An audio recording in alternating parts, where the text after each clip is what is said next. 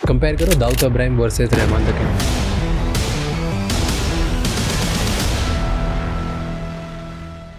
Underworld, Rahman डकैत जैसा aura उसका वहां नहीं था। क्या था? वो बड़े खतरनाक लड़ाके हैं। लियारी इलाके को मैं मुंबई के इससे कंपैरिजन भी नहीं कर पाता डोंगरी से। क्यों? जब चौधरी असलम साहब ने उसको रेड किया था और उसको मारने की कोशिश की थी, 8 या 9 घंटे एनकाउंटर चला था। उस समय इनके पास में अधिकतम जो है LMG थी, लाइट मशीन गन, पुलिस के पास। उनके पास से साला RPG सामने से आ रहे थे। कितना डिफरेंस हुआ दोनों में, पैसे में, पावर में? काफी। दाऊद इब्राहिम पैसे के मामले में तो रहमान डकैत से काफी ऊपर है। मेरा एक मोटा मोटा अंदाज है 20 लाख करोड़ के आसपास का तो मालिक होगा वो। करीब 40-42 देशों में उसका फुटप्रिंट है, उसके लेजिटिमेट बिजनेस हैं।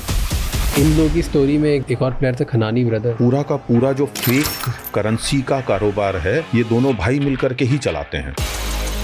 At one given point of time वहाँ करीब 2000 करोड़ की इंडियन फेक करेंसी होती ही है और वो धीरे धीरे इंडिया में आता रहता है। ये बहुत बड़ा है आज भी बिजनेस। हाँ, करीब आप समझिए कि साल का 20 से 25 हजार करोड़ रुपए के आसपास की फेक करेंसी इंडिया में पंप की जाती है। Why are we not able to catch them? क्योंकि वो सारी करेंसी जो है पाकिस्तान की एक बैंकनोट कंट्री में छपती है, तो हमारे जो टोटल 22 सिक्योरिटी फीचर्स हैं उसमें से 17 वो लोग तोड़ चुके हैं। तो इतनी बेहतरीन प्रिंट होती है, इवन बैंक ऑफिशियल्स भी उसको कई बार डिटेक्ट नहीं कर पाते या पकड़ पाते। पार माफिया कितने करोड़ की इकोनॉमी थी? करीब 1 लाख करोड़ की। सिर्फ बॉम्बे में शराब खाना जितने पैसे का नहीं है, उससे ज्यादा पैसा जो है न्यौछावर में आने लग गया। कितना पैसा उड़ने? उस समय में मतलब दिन का 2-2 लाख रुपया इकट्ठा हो जाता था सुनिया महल में। और अगले 10 साल के अंदर मुंबई में कम से कम 2000 डांस बार। और एक वक्त ऐसा आया, ग्रांट रोड का जो टोपाज बार है वो मुंबई का सबसे बड़ा डांस बार बना, जिसमें कि एट वन पॉइंट जो है वो 500 से 600 लड़कियां होती थी, जिसमें से 200, 300 लड़कियां फ्लोर पे हुआ करती थी। 3 मंजिल का बार होता था। हर देश में अपना अपना माफिया पैदा हुआ है। रशिया में अपने माफिया गैंग्स हैं। जापान में याकुजा गैंग जो है वर्ल्ड का सबसे ज्यादा बेहतरीन और ऑर्गेनाइज्ड गैंग माना जाता है। अभी भी है। उनके पास में अपनी एविएशन इंडस्ट्री है, कंपनी है, उनके पास में होटल चेन्स हैं। उनको बिल्डिंग को थ्रेट देनी है तो वो देते हैं कि साहब हम आपकी पूरी बिल्डिंग बॉम्ब कर देंगे। और गलती की सजा जो है अंगूठा काटने वाली होती है, खुद को काटना होता है। और अगर किसी ने बगावत की है उसकी सीधी सजा मौत है। और मौत ये होती है कि आपको चाकू दिया जाता है, आपको उससे हराकेरी करनी है या सुसाइड करना है। दुनिया में अभी सबसे डेंजरस माफिया कौन सा होगा? घर शिफ्ट करना बहुत ही स्ट्रेसफुल प्रोसेस होता है। सामान पैक करने से लेके उन्हें सेफली नए घर तक पहुंचाने में काफ़ी मेहनत लगती है। इसीलिए I rely on porter, packers and movers, जो आपकी पूरी शिफ्टिंग की रिस्पॉन्सिबिलिटी लेते हैं, चाहे वो सेफ प्रॉपर पैकिंग हो या smooth and professional loading unloading. उनके ट्रेन पार्टनर्स अनपैकिंग से लेकर असेंबली तक हर चीज़ का ध्यान रखते हैं। 13 लाख से ज़्यादा फैमिलीज ने इनकी 4.8+ रेटेड सर्विस पर ट्रस्ट किया है। पोर्टर, पैकर्स एंड मूवर्स एक safe, seamless and tension free experience देते हैं। अब आते हैं हम आज के गेस्ट पर, एक ऐसे इंसान जिन्होंने इंडिया के अंडरवर्ल्ड को डीपली समझा और स्टडी किया है। Crime journalist and author Vivek Agarwal.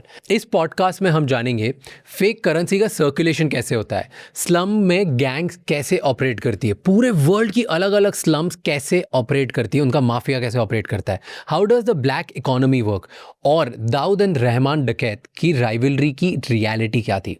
This episode is delivered by our title sponsor Porter. ये एंड तक जरूर देखिए and to know more about Porter click the link in the description below. मैंने आपका एक वीडियो देख रहा था जहाँ पे आप रहमान डकैत की बात कर रहे थे और आपने उसमें ऐसा बोला कि रहमान डकैत दाऊद इब्राहिम से बड़ा था उस टाइम में। What do you mean by that? Compare करो दाऊद इब्राहिम वर्सेस रहमान डकैत। दाऊद इब्राहिम ने जो भी काम किए हैं वो सारे काम हिंदुस्तान में खास तौर से वो जिस स्तर पे किए हैं उसका मुकाबला अगर करने जाएंगे रहमान डकैत के साथ में तो अलग बात है। लेकिन कराची में रहते हुए अगर दाऊद की और उसका हम वो करने जाएंगे तो कराची में दाऊद इब्राहिम भले ही फाइनेंशियली बहुत स्ट्रांग हो, भले ही पॉलिटिकली बहुत स्ट्रांग हो, भले ही डिफेंस और आईएसआई के पॉइंट ऑफ व्यू से बहुत स्ट्रांग हो, रहमान डकैत जैसा ऑरा उसका वहाँ नहीं था अंडरवर्ल्ड में।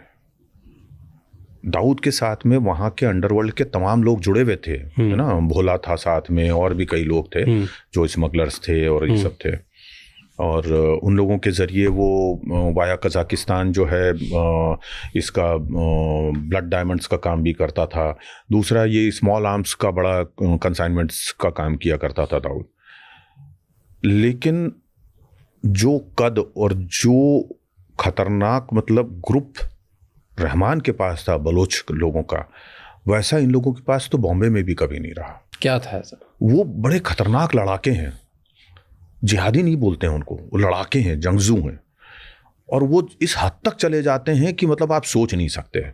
लियारी इलाके को मैं मुंबई के इससे कंपैरिजन भी नहीं कर पाता, डोंगरी से जमीन आसमान का फ़र्क है। क्यों? अरे हमारे यहाँ तो साला 9mm पिस्टल इस्तेमाल कर ली, बहुत ज़्यादा हुआ तो AK-47 चला ली। वो लोग तो साले MP4 और पता नहीं कौन कौन सी तो गन्स रखते हैं। जब चौधरी असलम साहब ने उसको रेड किया था और उसको मारने की कोशिश की थी, 8 या 9 घंटे एनकाउंटर चला था। उस समय इनके पास में अधिकतम जो है LMG थी, लाइट मशीन गन, पुलिस के पास, ATS के पास। उनके पास से साला RPG सामने से आ रहे थे। रॉकेट प्रोपेल्ड जो ग्रेनेड्स हैं वो सामने से आ रहे थे। एक डिफेंस की जो स्ट्रेंथ होती है उस तरह की स्ट्रेंथ में वो लोग लड़ रहे थे, लियारी जैसे इलाके में। हाँ, और लियारी कहाँ है? विद इन द कराची है ना। कराची से मतलब जैसे मुंबई से आपका पठानवाड़ी कितना दूर है, उतना भी दूर नहीं है। लेकिन उसके ऊपर कंट्रोल किसका है? डिफेंस का नहीं है, सिस्टम का नहीं है, कंट्रोल उस पर रहमान डकैत का है। रहमान डकैत के पहले एक और बंदा था, वो कंट्रोल करता था, उसके जाने के बाद में रहमान डकैत का हुआ। रहमान डकैत जैसा आदमी अगर नूरा को उठा करके ले जाता है, टॉर्चर करता है, मार देता है, और दाऊद या उसकी टीम कुछ नहीं कर पाती। नूरा उसका भाई दाऊद का। ओके, तो रहमान डकैत ने दाऊद के भाई को उठा लिया। हाँ, एक कहानी जो कही जाती है, जो मतलब मुझे मेरे किसी इन्फॉर्मर ने बताई थी, उसका ये दावा था कि जो डी कंपनी के दावे से थोड़ा सा अलग था।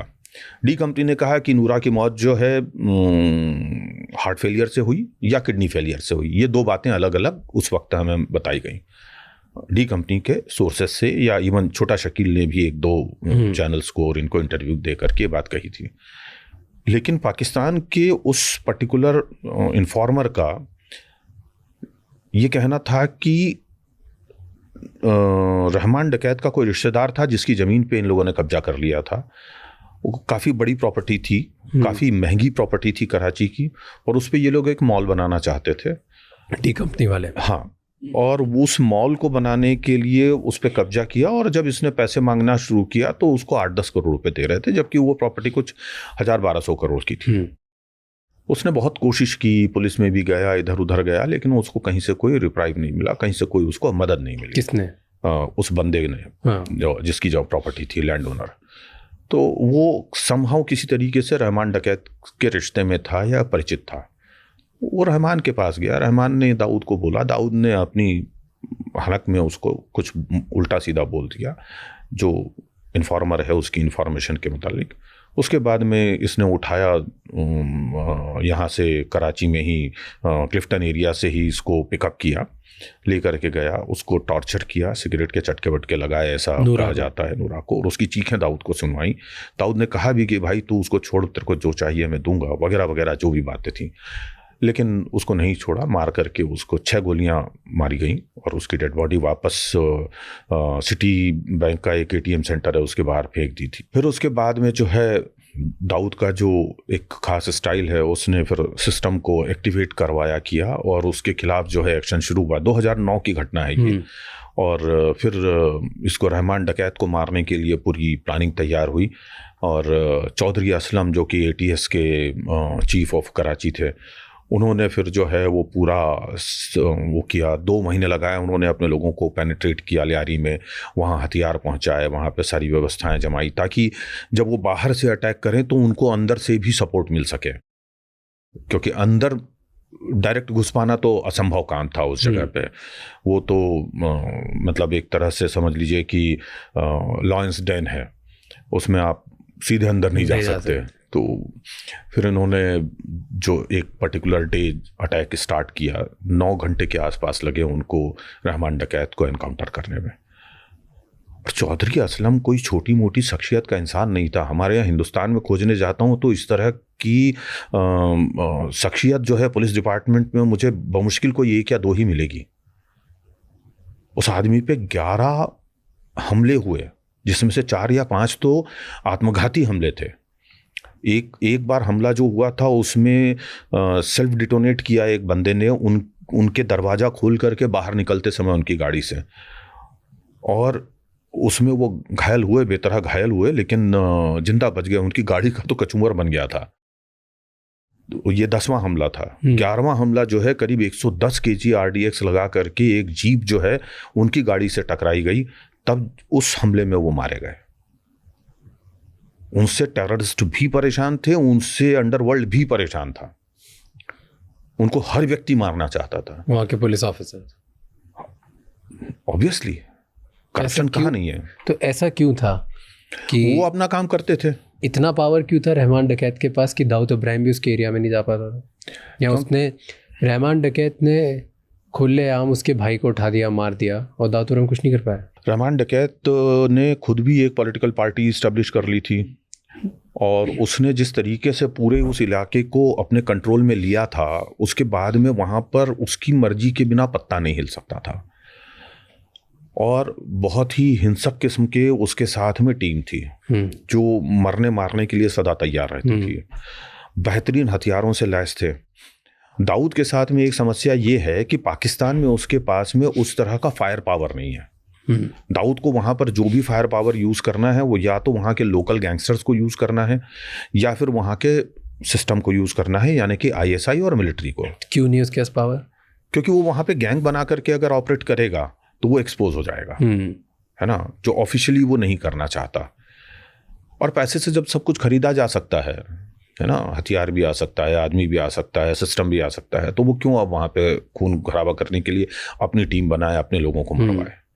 तो जिस काम को करवाने के लिए मुझे 1 करोड़ खर्च होना है, उसके बदले में 10 फेंक दूंगा, पैसे की कोई कमी नहीं है, वो वाली बात है उसके लिए।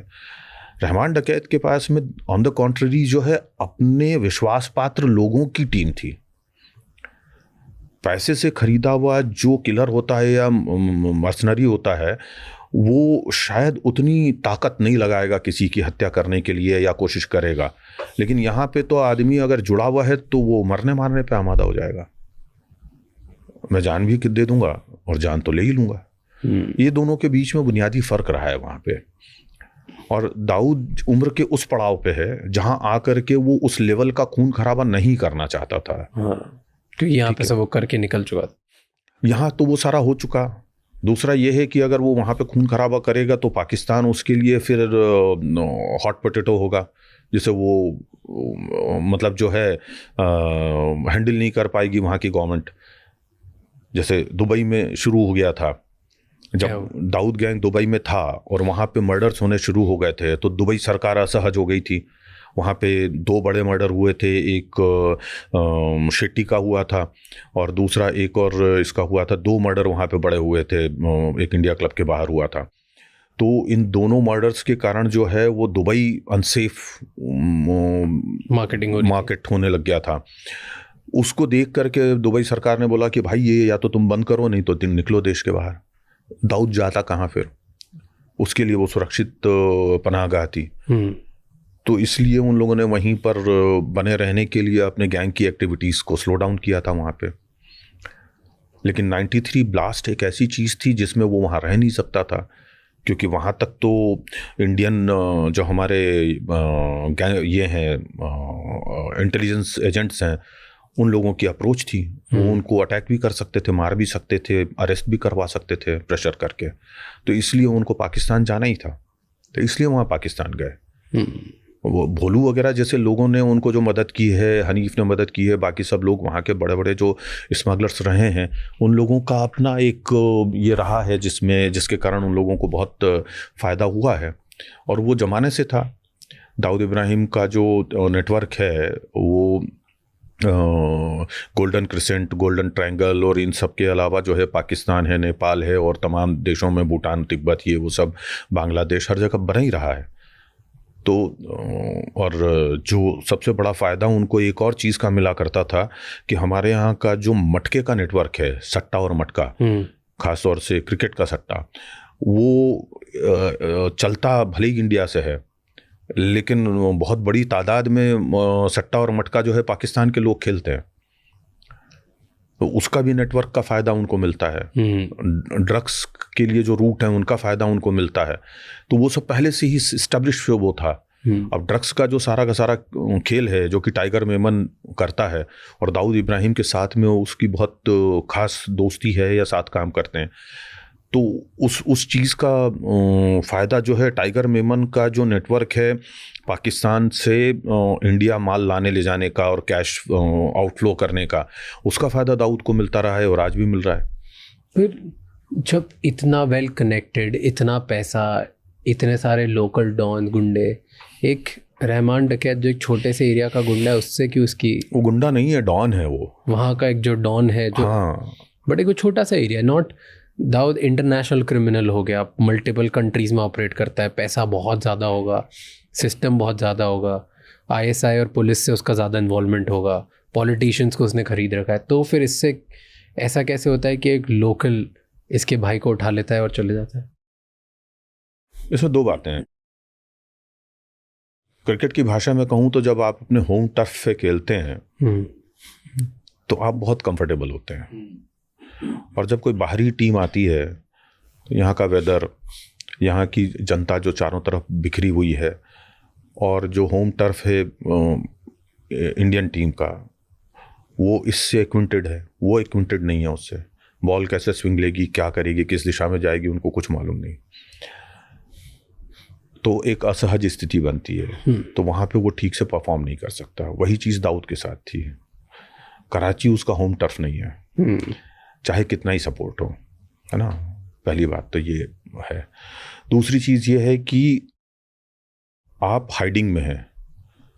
अगर आप अपना वो बुर्का फाड़ करके और खुलेआम लड़ने के लिए तैयारी दिखाते हैं तो वहाँ की सरकार आपको नहीं लड़ने देगी, आईएसआई नहीं लड़ने देगी, क्योंकि उनको इस बात का डर है कि अगर ये चीज़ हुई, यहाँ के अखबारों ने, चैनलों ने, खबरनवीसों ने, सहाफ़ियों ने इसको बहुत बड़े स्तर पे खड़ा कर दिया तो पाकिस्तान बदनाम होगा पूरी दुनिया में।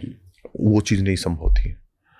तो डिप्लोमेसी भी नाम की कोई चीज़ है जो देखनी होती है। भले ही आप रोग नेशन हैं, लेकिन डिप्लोमेसी फिर भी आपको संभालनी होती है। तो वो दूसरा एक बड़ा फैक्टर वो था।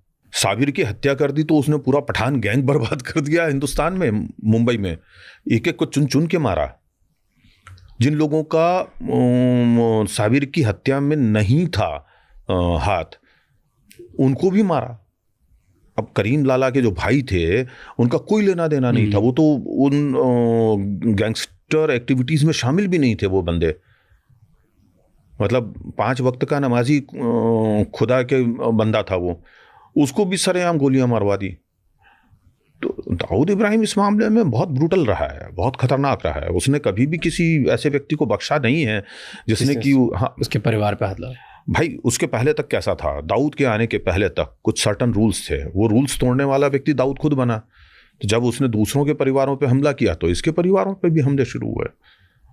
तो जब इसके अब नूरा पे हमला हुआ, फिर इसने रहमान डकैत को मरवा दिया। हाँ, तो ऑब्वियसली कि मेरा दुश्मन है तो मैं छोड़ूंगा नहीं, फिर तो मैं येन केन प्रकारण, साम दाम दंड भेद नीति सबका प्रयोग करूंगा। उसने सब इस्तेमाल किया, तो वो बदला था, पूरा हुआ। कितना डिफरेंस हुआ दोनों में, पैसे में, पावर में? काफ़ी बड़ा। दाऊद इब्राहिम पैसे के मामले में तो रहमान डकैत से काफ़ी ऊपर है, और मतलब मेरा एक मोटा मोटा अंदाज है कि करीब करीब 20 लाख करोड़ के आसपास का तो मालिक होगा वो। करीब 40-42 देशों में उसका फुटप्रिंट है, उसके लेजिटिमेट बिजनेस हैं। और काफ़ी सारा मतलब जो इल गॉटन मनी है वो तो अपनी जगह है। मतलब सिर्फ एक बैंक में ही उसके 1200 करोड़ रुपए डूब गए तो आप सोच सकते हैं कि वो क्या, किस शख्सियत का और किस मिल्कियत का मालिक है, किस हद तक का। बीसीसीआई बैंक जो हुआ करता था, bank of credit and commercial नाम था उसका, international, bank of credit and commercial international, वो आईएसआई ने अपना पैसा रूट करने के लिए इस बैंक को इस्टेब्लिश किया था। उसमें दाऊद से 1200 करोड़ रुपए का इन्वेस्टमेंट था। जब वो बैंक डूबा तो इसका भी पैसा डूब गया था। इन लोगों की स्टोरी में एक नया प्लेयर, एक और प्लेयर थे, खनानी ब्रदर्स। खनानी ब्रदर्स के मुकाबले में तो इंडियन फेक करेंसी का जो सबसे बड़ा काम करने वाला व्यक्ति है वो तो विक्रम परमार उर्फ छप्पन टिकली है। क्या है वो? पहले तो मुंबई में ही था, और भारती चांदमल वर्मा नाम की एक लड़की है जो कि नेवी के एक छोटे से स्टाफ की बेटी है, जो बाद में इससे उसने शादी कर ली थी। विक्रम परमार से नहीं, लेकिन एक दूसरा गैंगस्टर है जो कि ये पूरा का पूरा काम कराची से संभालता है। पूरा का पूरा जो फेक करेंसी का कारोबार है ये दोनों भाई मिलकर के ही चलाते हैं। और विक्रम हाँ आज भी बिल्कुल। और ये दोनों भाई जो हैं ये रहते हैं आपके कराची में, और विक्रम परमार उर्फ छप्पन टिकली जो है वो रहता है बांग्लादेश में। और बांग्लादेश में 3 सिटीज़ हैं, ढाका है, चटगांव है और एक और जगह है। वहाँ से वो इंडिया में फेक करेंसी पंप करता है। At one given point of time जो मेरा बांग्लादेश का इन्फॉर्मर है उसने इन तीनों जगहों की रेकी करने के बाद में बताया था कि वहाँ करीब करीब 2000 करोड़ की Indian fake currency at one given point of time होती ही है, इसके आसपास होती है। तो वहाँ पे इतना बना रहता है स्टॉक, और वो धीरे धीरे इंडिया में आता रहता है पोरस बॉर्डर से हमारे बांग्लादेश की। बहुत सारे तरीके हैं वहाँ से करेंसी इंडिया भेजने के। इन लोगों ने बड़ी बड़ी साइज़ की जो गुलेल बना रखी है, स्लिंग बोलते हैं जिसको अंग्रेजी में, तो उसमें वो पैकेट को इधर से वो करते हैं और ज़ोर से खींचते हैं तो वो पैकेट हमारी सरहद के अंदर आके गिरते हैं। दूसरा तरीका ये है कि भले ही छोटे पैकेट बनाएंगे और वो तारों से जो है अंदर फेंक देते हैं। तीसरा तरीका जो है, उन्होंने तारों के नीचे जो बाड़ लगी हुई है भारत बांग्लादेश सीमा पे, उसके नीचे से उन्होंने वो बना रखी है, सुरंगें बना रखी है, उसमें से पास आउट करते हैं। और चौथा तरीका जो है, हमारे सिस्टम को पेनिट्रेट किया हुआ है तो वहाँ से लोग जो है ले करके आते हैं। चौथा तरीका ये है कि जो लेजिटिमेट इंपोर्ट होता है फ्रॉम बांग्लादेश टू इंडिया, उसमें कंसील करके आता है। और ये बहुत बड़ा है आज भी business.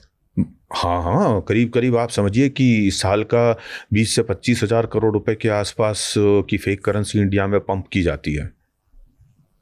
And why are we not able to catch them? क्यों पकड़ नहीं पा रहे हम इनको? बहुत ही डिस्क्रीट ऑपरेशन है वो, इतना डिस्क्रीट ऑपरेशन है कि आपको पता नहीं चलता। और चूंकि वो सारी करेंसी जो है वो पाकिस्तान की एक बैंकनोट प्रिंटरी में छपती है, तो हमारे जो टोटल 22 सिक्योरिटी फीचर्स हैं उसमें से 17 वो लोग तोड़ चुके हैं। तो वो इतनी बेहतरीन प्रिंट होती है कि इवन बैंक ऑफिशियल्स भी उसको कई बार डिटेक्ट नहीं कर पाते या पकड़ पाते। 2 तरह से बनती है, एक तो फेक करेंसी जो है हमारे देश में लोग बाग प्रिंटर से छाप लेते हैं, और एक जो है वहाँ की छपी हुई होती है। तो वो फेक करेंसी इतनी क्लासिक तरीके से छपी हुई है कि आप पता नहीं कर पाएंगे दोनों को नेकेड आई से। तो अगर आपको फीचर सारे नहीं पता है तो आप नहीं क्रैक कर पाएंगे। इस पे किसका कंट्रोल होता है? पूरा आईएसआई का कंट्रोल है, और डी कंपनी के ज़रिए वो भारत की इकोनॉमी को बर्बाद करने के लिए एक सस्टेन्ड ऑपरेशन वो लोग चलाते हैं। आपने एक इंसान का नाम बताया जो बांग्लादेश से ऑपरेट करता है, वो सब डी कंपनी के अंडर ही करता है? हाँ, वो सारा डी कंपनी के अंदर ही वो पूरा चलता है। फेक करेंसी सबसे बड़ा इंडिया में अभी भी डी कंपनी चलाती है, वही चलाती है और कोई है ही नहीं। फेक करेंसी मैंने आपको जैसे बताया ना कि 2 तरह के वो हैं।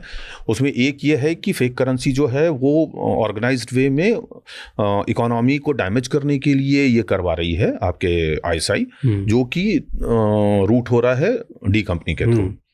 दूसरी, इंडिया में बैठे हुए लोग हैं जो कि अपने स्तर के ऊपर कलर प्रिंटर से प्रिंट करते हैं।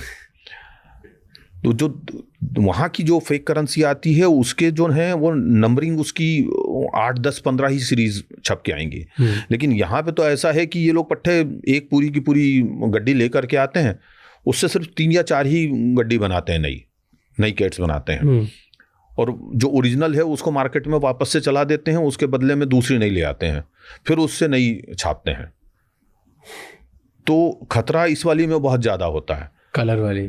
हाँ, क्योंकि इसमें क्या होता है कि वो 100 नोट हैं, 00 से लेकर के 100 तक की, 99 तक की जो पूरी सीरीज होती है 100 की, वो 100 की सीरीज आप ऐसा करके देखेंगे तो आपको तो लगेगा कि अरे यार 0 to 9 है, 99 है, ये तो सही है, नंबर तो बदले नहीं है इसमें, एक ही जैसे नंबर नहीं है, तो आप उस पर भरोसा कर लेते हैं, आप ले लेते हैं। हालांकि आप वो बहुत पुअरली मेड होती है। हाँ, ये पूरी गड्डी दे देते हैं। हाँ, ये मतलब वो हरकत वो भी होती है, बट ये थोड़ी इतनी इजीली कॉपी कर पाते होंगे नोट?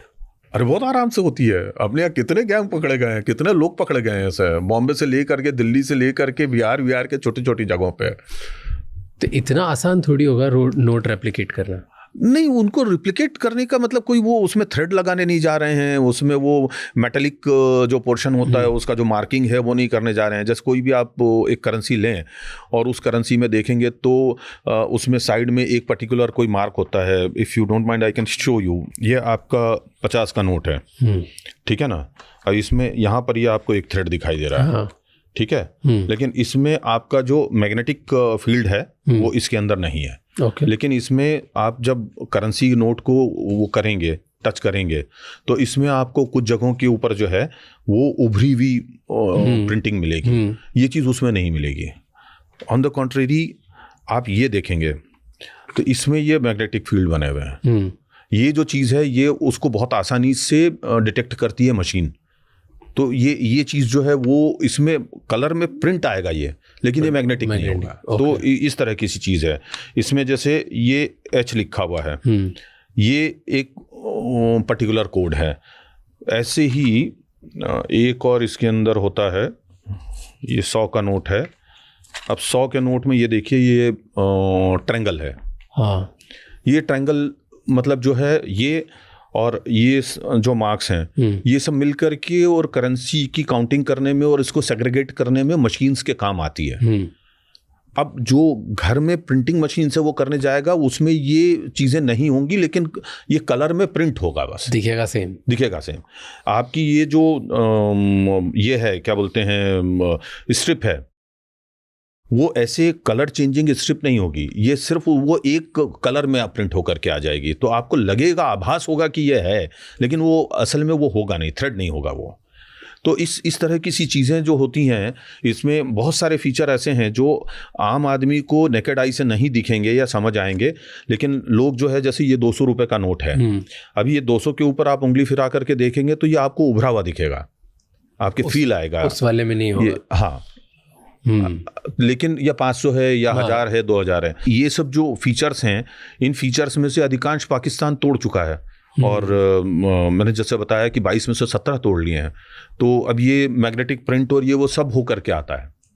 टाइम ये एक बार जैसे आ जाती है, ये हो गया, ड्रग्स हो गए, बहुत सारी छोटी छोटी चीज़ें हो गई। मैं जब हम लोग ब्रीफिंग कर रहे थे तब मैंने ये सुना था कि बहुत सारा सर्कुलेशन ना स्लम्स के थ्रू होता है। और आपने एक बात बोली थी कि स्लम माफिया, कि अगर स्लम्स नहीं होते तो माफिया ही नहीं होता। What do you mean by that? Slum mafia क्या होता है? देखिए, स्लम खड़ा करने वाला अपने आप में एक बहुत बड़ा माफिया है।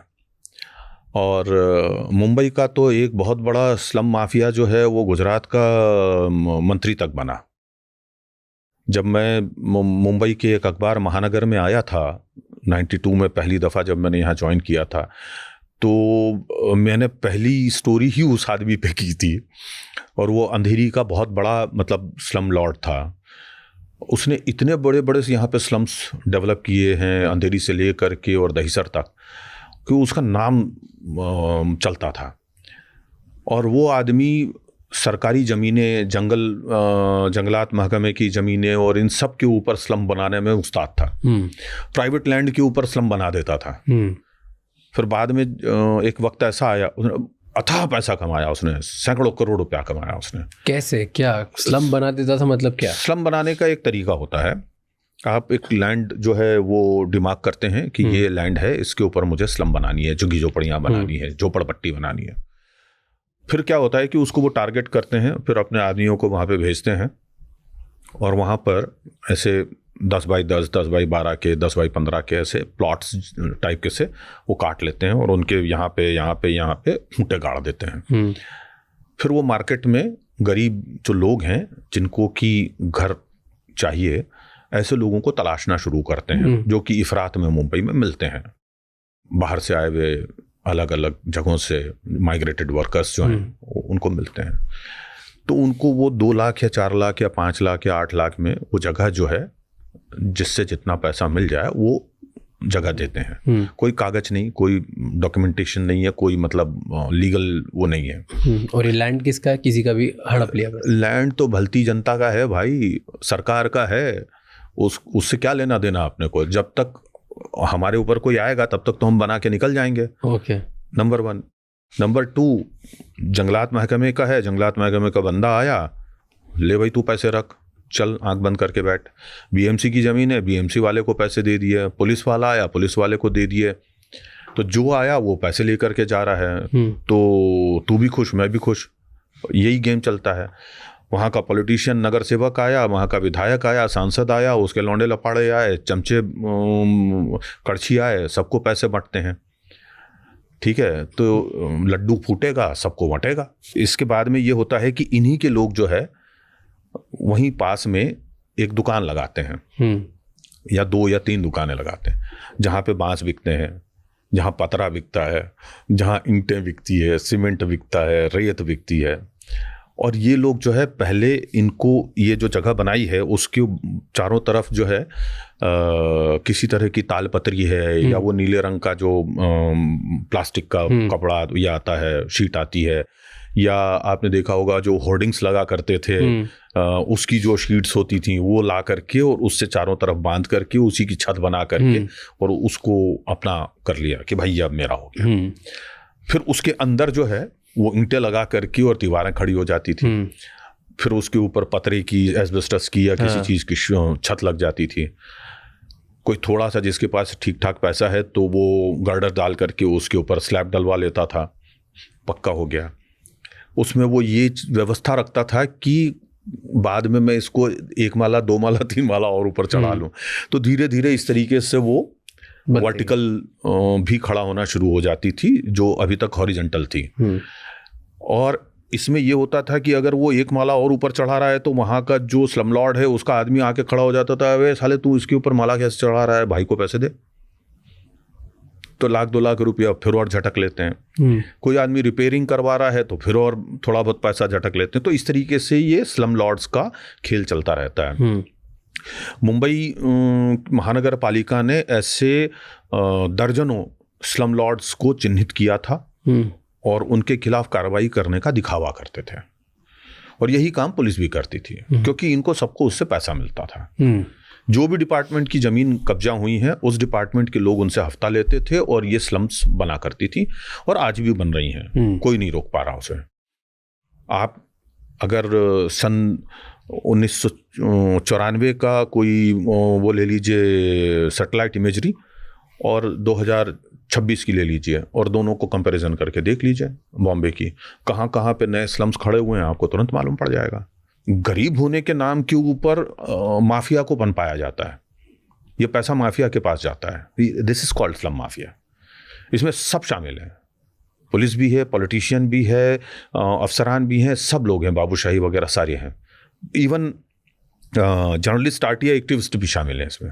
बट ओके, आपने आधी स्टेप समझाई। पहले समझाया कि एक इंसान जो स्लम लॉर्ड, आप जैसे एक की बात बता रहे थे, उसने अंधेरी देखा, अंधेरी में कहीं पे एक जगह कब्जा कर ली, वहाँ पे अपने लोग अपने बम्बू गाड़ दिए और फिर लोगों को बेचना स्टार्ट कर दिया। 2 लाख रुपए, 3 लाख रुपए, लाख रुपए, जिससे जो निकल पाया। अब धीरे धीरे वहाँ पे लोग बस गए। अब क्या? अब ये कि झोपड़पट्टी जो है उसमें कौन जाना चाहता है? वहाँ कौन जाएगा? क्रिमिनल जाएगा, क्योंकि वहाँ कोई और नहीं जाता। वहाँ उनके ड्रग्स रखे जाएंगे, कॉन्ट्राबैंड रखा जाएगा, वहाँ उनकी फेक करेंसी रखी जाएगी, वहाँ उनके हथियार रखे जाएंगे, वहाँ जिन लड़कियों को चोरी वोरी करके या अगवा करके लाया जाता है उनको रखा जाएगा, बच्चों को। तो ये सारी जो एक्टिविटीज़ हैं वहाँ पर चलती हैं। धीरे धीरे उस जगह पे एक पर्टिकुलर वो पूरा माफिया जो है उसका कंट्रोल होने लगता है।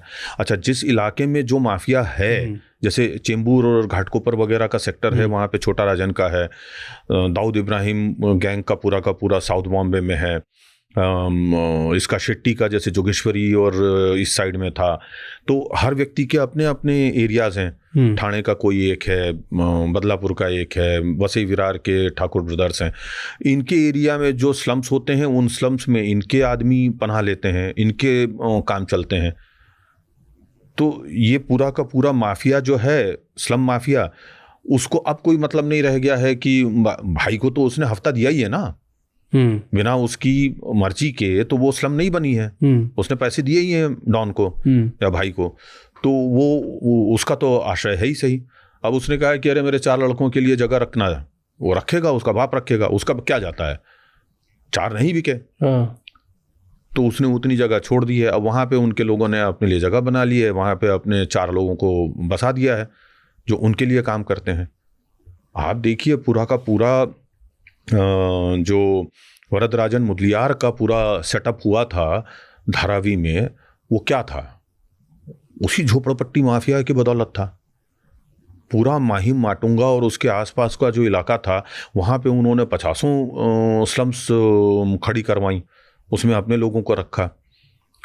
और जब वरदराजन मुदलियार ने या वरदा भाई ने जब ये देखा कि गांव का जो गरीब उनके यहाँ का आया हुआ मजदूर है, वो मजदूर रोज़ जाता है कमाठीपुरा पीला हाउस या इस एरिया में प्रोस्टिट्यूशन के लिए, रेड लाइट एरिया में, और वहाँ पे लड़कियाँ उससे 20 रुपये ले लेती हैं। तो उसने कहा कि साला दिन भर में कमाता 20 रुपये है, 20 रुपये जा कर के लड़की को दे के आ जाता है, ये तो अच्छी बात नहीं है। एक काम करो, अपने इलाके में ही रेड लाइट एरिया बनाओ और लड़कियों के लिए रेट फिक्स कर दिया, 2 रुपये से ज़्यादा नहीं लोगे। तो अब मजदूर को इससे अच्छा क्या चाहिए? एक तो घर के पास में रेड लाइट एरिया हो गया उस झोपड़पट्टी में, उसकी जो जिस्म की भूख है वो 2 रुपये में शांत हो रही है, 18 रुपये बच रहे हैं। दारू पीनी है, ठीक है, तेरे को दारू भी इसी इलाके में देता हूँ। दारू के लिए एक पाउच के लिए तुझको 1 रुपया नहीं देना है, 20 पैसे में मिलेगी। एक गिलास 20 पैसे में मिल रहा है साहब, मतलब उस दौर का रेट है। तो उसका वो कहाँ बिकती थी? कोई बिल्डिंग में थोड़ी बिकता था, वो स्लम्स में ही बिकता था ये सब। चरस चाहिए, ठीक है, बाहर 1 घंटा जो है वो 10 रुपये का मिल रहा है, यहाँ पे साला 4 रुपये में मिल रहा है।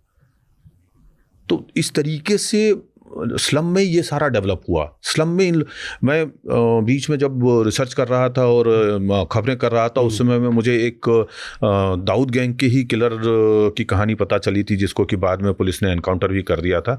अभी मुझे उसका नाम याद नहीं है। मेरी एक किताब है खेल खल्लास, उसमें मैंने इस लड़के की भी कहानी लिखी है। वो लड़का जो है वो बहुत खूबसूरत था, उसकी स्किन टोन, टेक्सचर, ये वो सब। तो वो पट्टा लड़की के वेश में लोगों के मर्डर करने जाता था। तो लड़की के वेश में ही वो बाहर निकलता था और लड़की के वेश में ही वापस घर आता था, और उसके बाद में अपने कपड़े वपड़े बदल करके और फिर से छावा बन करके और बाहर घूमने फिरने निकल जाता था। इवन कई बार तो वो जिस जगह मर्डर करके आया है, लड़का बन करके वहाँ जा करके खड़ा हो जाता था देखने के लिए कि पुलिस क्या कर रही है। ये राज बहुत लंबे समय के बाद में खुला और उसका एनकाउंटर हुआ। ये धारावी में रहा करता था लड़का। वो जगह मैं देखने के लिए गया था जहाँ वो रहता था। उस जगह पे मतलब कोई भी जाना नहीं चाहेगा। ऐसा 2 या 2.5 फुट की गली जैसी संकरी हैं, उनके बीच में से हो करके रास्ता जाता है। साला नीचे कीचड़ बह रहा है, गंदगी है, लोगों के पखाने का पानी मतलब बाहर आया हुआ है, वो सब है। उसमें से आपको जाना पड़ता है वहाँ पे। और ऐसे 3 माले का घर था, उसमें से फर्स्ट फ्लोर पे कोई और रहता था, सॉरी ग्राउंड फ्लोर पे कोई और रहता था, फर्स्ट फ्लोर पे वो रहता था।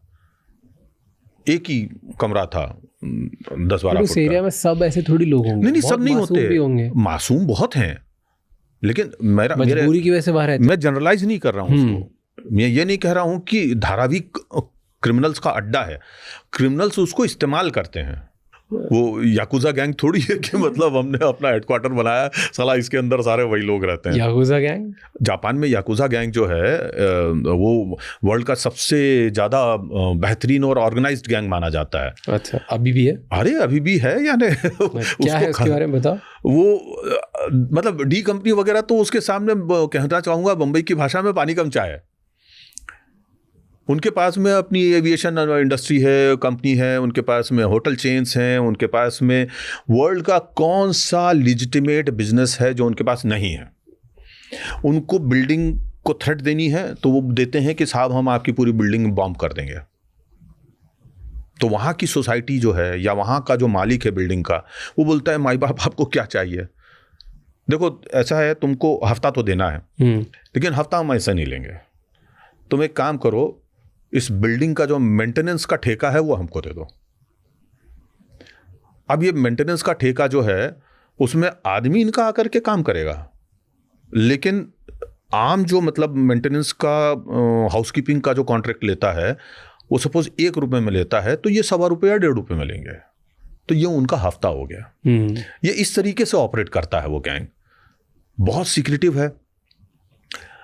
और गलती की सजा जो है अंगूठा काटने वाली होती है, खुद को काटना होता है, ठीक है। और इससे ये इस्टेब्लिश होता है कि ये आदमी जो है इसने एक गलती की है, और अगर किसी ने बगावत की है या उसने कुछ गलत किया है गैंग के विरुद्ध, उसकी सीधी सज़ा मौत है। और मौत ये होती है कि आपको चाकू दिया जाता है, आपको उससे हराकिरी करनी है या ना सुसाइड करना है, खुद ही मारना है, खुद को ही मारना है। हम अपने हाथ गंदे नहीं करते भाई वो वाली कहानी है तो उस तरह का सा है। उन्होंने बीच मैंने बहुत लंबे समय पहले उनके बारे में एक चीज़ पढ़ी जानी थी कि जापान के किसी एक शहर में इन लोगों ने अपना एक बिल्डिंग तैयार की। नॉर्मली उनकी बिल्डिंग्स जो होती हैं वो सारी ब्लैक कलर की होती हैं, जिसमें खिड़की दरवाजे नहीं होते, सिर्फ एक खिड़की एक दरवाज़ा होता है एंटर एग्जिट करने के लिए, और 3 से 4 फुट की एनफोर्स्ड कंक्रीट की बिल्डिंग होती है जिस पे मिसाइल विसाइल भी काम नहीं कर पाए। अब आप सोचेंगे कि साले उसके अंदर कहीं आने जाने की व्यवस्था ही नहीं है तो लोग कैसे आते जाते हैं, वो एक दरवाज़ा है, लेकिन अंडरग्राउंड उनके पास आने जाने के लिए 50 दरवाजे हैं, रैट होल्स जैसे, तो वो उसके अंदर रहते हैं, उसमें से काम करते हैं। लेकिन उनकी जो टीम्स हैं ऑन ग्राउंड वो किस किस चीज़ के नाम के ऊपर चल रही हैं आपको पता ही नहीं है। चेन ऑफ ग्रोसरी स्टोर्स हैं, क्या नहीं है उनके पास।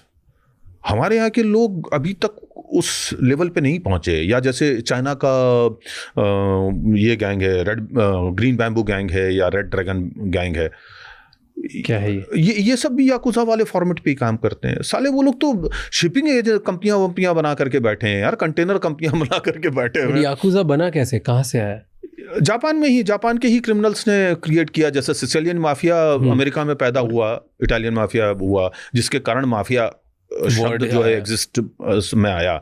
और बेसिकली वो इटली के जो क्रांतिकारी थे उन लोगों ने सत्ता पर ली और बाद में वो सत्ता में आए और बाद में वो करप्ट हुए, तो वहाँ पे एक फिर सिविल वॉर हुआ और वो क्रांति आई और ये लोग भाग के अमेरिका आए और फिर बाद में उन लोगों ने, वो लोग ने वहाँ क्रिमिनल जो एक्टिविटीज़ की उससे वो माफिया पैदा हुआ।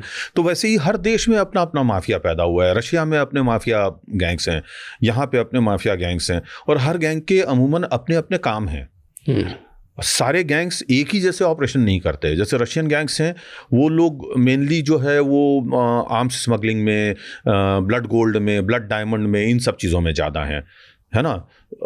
अगर आप ऑन द कॉन्ट्ररी इधर जाएंगे, क्या बोलते हैं, नॉर्थ अफ्रीका वगैरह में जाएंगे तो वहाँ पे blood diamond, blood gold, arms smuggling, ये सब चीज़ों में मिलेंगे।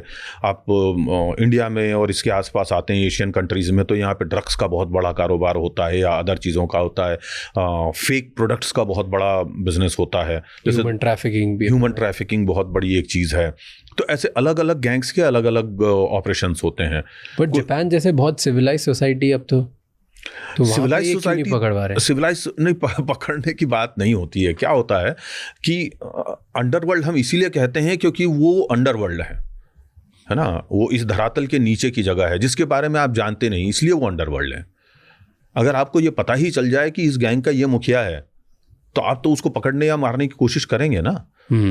अभी जैसे मैक्सिकन ड्रग लॉर्ड का अल्मेचो का वो हुआ, एनकाउंटर हुआ, तो लोगों को पहले से पता था कि ये है, लेकिन उसके अंडर बने तो और कितने लोग काम करते हैं उनकी सबकी जानकारी तो नहीं थी ना। तो वैसे ही होता है, कभी कभी कोई किसी का रहस्य खुल जाता है, राज खुल जाता है, या वो राजफाश हो जाता है, तो वो आदमी एक्सपोज हो जाता है, फिर वो ओपनली भी काम करने लगता है। जैसे इटालियन फैमिली जो होती हैं, क्राइम फैमिलीज, उनका भी यही है।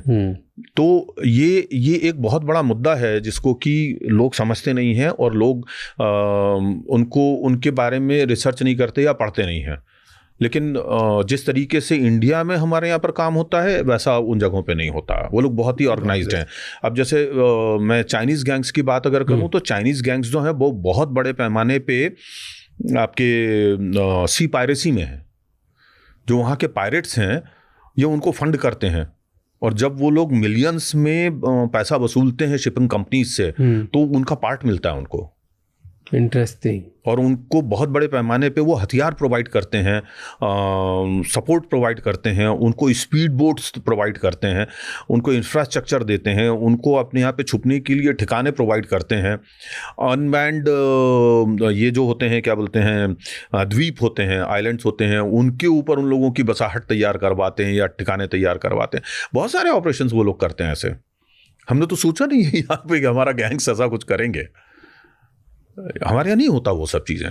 बहुत ही ऑर्गेनाइज कंपनीज के पार्ट्स होते हैं अब ये। हाँ, मतलब जैसे दाऊद गैंग का मैं आपको बताऊं कि इंडिया में तो वो लोग उस तरह की चीज़ नहीं कर पाए थे, लेकिन डी कंपनी का एक वक्त में नेपाल का जो सीईओ था, जिसको कि निकनेम जंबो था, वो बंदा जो है वो मूल रूप से भारत के कश्मीर का था, और उसके परिवार जो है वो काठमांडू जा कर के बहुत लंबे समय पहले बस गई थी।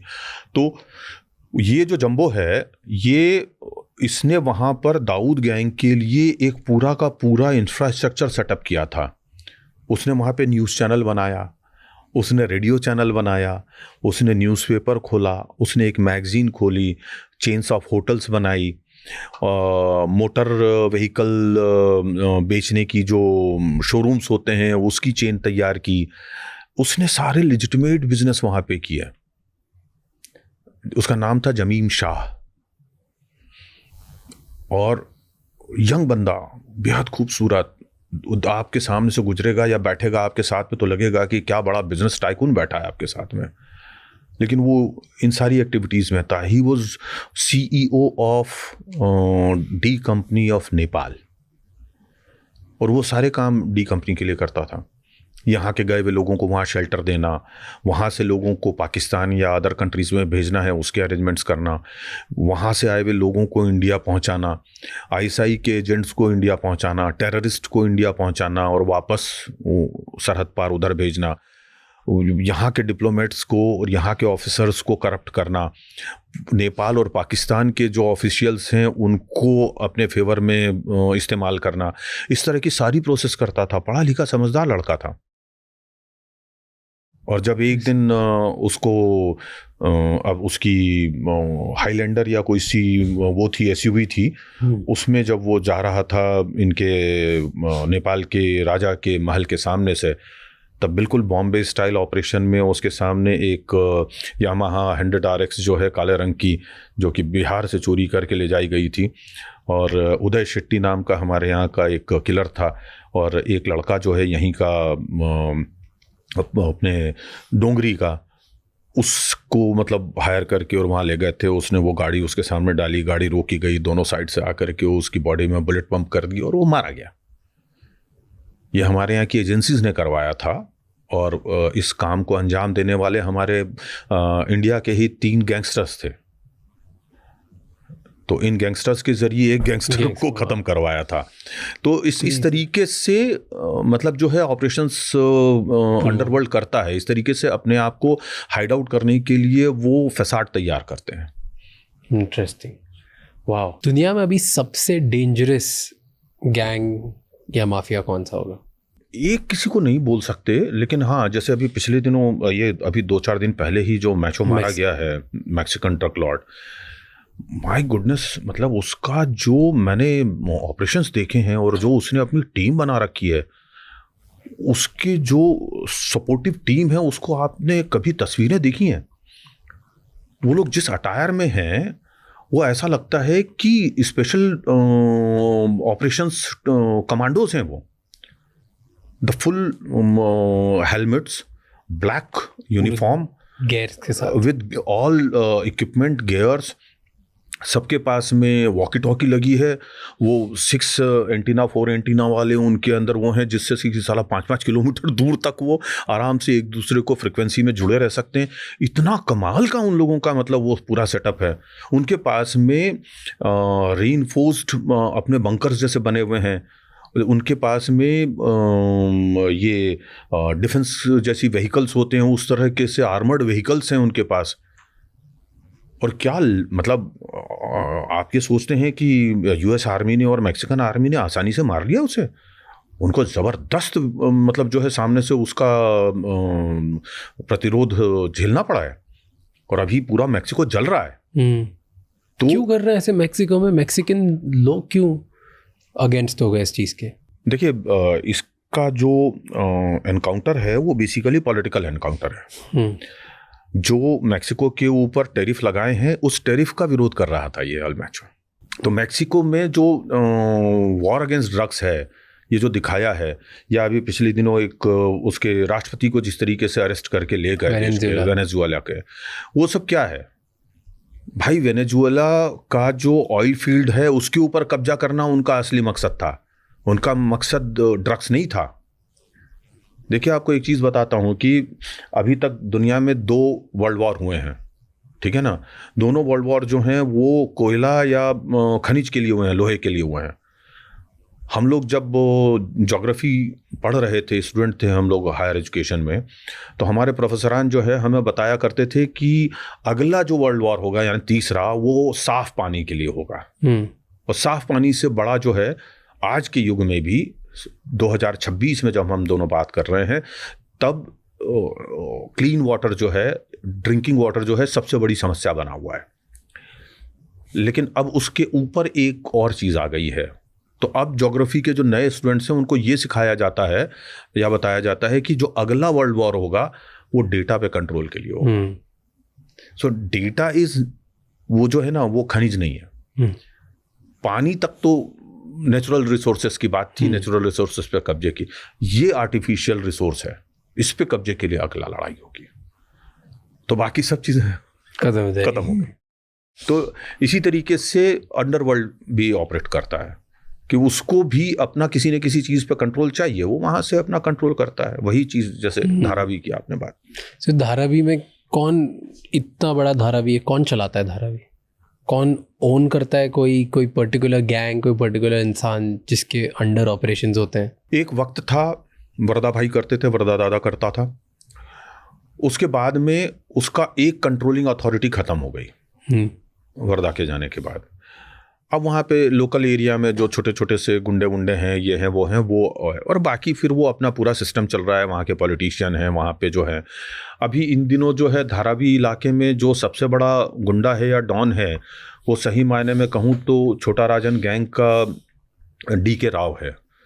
वो इस वक्त धारावी को अंदर बैठा हुआ है और वहाँ से ऑपरेट करता कराता रहा है। अभी तो हालांकि कुछ समय से वो जेल में है, उसको एक केस में अरेस्ट कर लिया है। लेकिन धारावी में ही एक अदबनी हुई बिल्डिंग है, उसमें 6th फ्लोर पे वो अपना दफ्तर चलाया करता रहा है। और वहाँ तक जाने के लिए कोई लिफ्ट वगैरह नहीं है, वही सीढ़ियाँ हैं अदबनी हुई, आपको उसी से ऊपर आना जाना होगा। और वहाँ पे उसके चारों तरफ लोग फैले रहते हैं जो हर एक व्यक्ति को फ्रिस्क करते हैं या ध्यान रखते हैं कौन आ रहा है कौन जा रहा है। उसकी मर्जी के बिना वहाँ ऊपर कोई नहीं आ जा सकता। इस तरह से तो क्या ऑपरेशन चलाते हैं?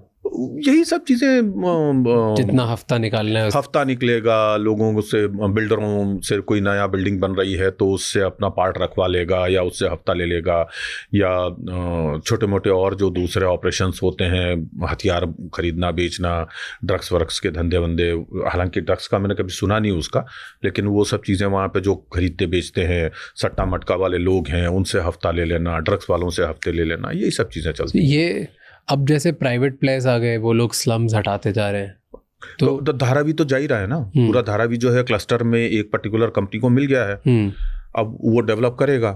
तो अब जो धारावी अभी हॉरिजॉन्टल है, थोड़े दिनों बाद में उसका एक पार्ट जो है वो वर्टिकल हो जाएगा, वहाँ पे एक नई वर्टिकल स्लम खड़ी होगी, है ना, 10-10, 15-15 माले की, जिसमें वैसे ही डिंगी रूम होंगे, वैसी गंदगी होगी, वैसे ही सब कुछ होगा। बम्बई में जितने भी स्लम रीडेवलपमेंट हुए हैं उसमें दो तरह की बिल्डिंग बनी है, एक बिल्डिंग रीडेवलपमेंट की है, दूसरी जो है फ्री सेल की है। फ्री सेल की बिल्डिंग के अंदर अमीर आदमी आता है या पैसे वाला व्यक्ति आता है या जो अफोर्ड कर सकता है वो आता है, तो वहाँ सोसाइटी होती है, क्लीनिंग होती है, बाकी उनके लिए एक जो है जो जिसको सेल कंपोनेंट कहते हैं वो हो गया। दूसरा जो SRA कंपोनेंट होता है, उस बिल्डिंग में अगर आप जाएंगे तो वहाँ पे आपको सफाई नहीं मिलेगी, वहाँ की पाइपें फूटी हुई होंगी, उसमें से मल मवाद बहता हुआ मिलेगा। बनाते टाइम तो सही बना होगा ना, उसके बाद बनाते समय ही उन दोनों में बड़ा फर्क होता है। अगर सेल कंपोनेंट की बिल्डिंग की कंस्ट्रक्शन कॉस्ट 1 रुपया है, तो इनकी जो बिल्डिंग की SRA बिल्डिंग की जो कंस्ट्रक्शन कॉस्ट होती है वो 15-20 पैसे होती है। इतना बड़ा फर्क होता है। इनके यहाँ पर जो है हाई स्पीड एलिवेटर लगेंगे जर्मनी के, और उनके यहाँ पर इंडिया के जो सबसे थर्ड रेटेड एलिवेटर होंगे, जो नीचे से ऊपर 10 माले तक जाने में 10 बार हाँफ जाएगी, वैसे लगे होते हैं। इंटरेस्टिंग। ओके, हम एक चीज़ बात करते, स्लम माफिया पे बात कर रहे थे। स्लम माफिया के अलावा लास्ट टाइम ना आपने एक बात बताई थी जो हमारी आधी रह गई थी, वो है बार इकोनॉमी, बार माफिया। तो बार माफिया कितने करोड़ की इकोनॉमी थी? करीब करीब 1 लाख करोड़ की, सिर्फ बॉम्बे में। तो एक्सप्लेन, क्या इसके पार्ट से कैसे 1 लाख करोड़ की इकोनॉमी बनी, कहाँ से स्टार्ट हुआ बार माफिया? बार कल्चर का जो आरंभ है 1960 के दशक से शुरू होता है, करीब 62-64 के आसपास की बात है। मुंबई में नरीमन पॉइंट जो इलाका है, जो कि यहाँ का सबसे रिच एंड बेहतरीन बिजनेस डिस्ट्रिक्ट है, वहाँ पर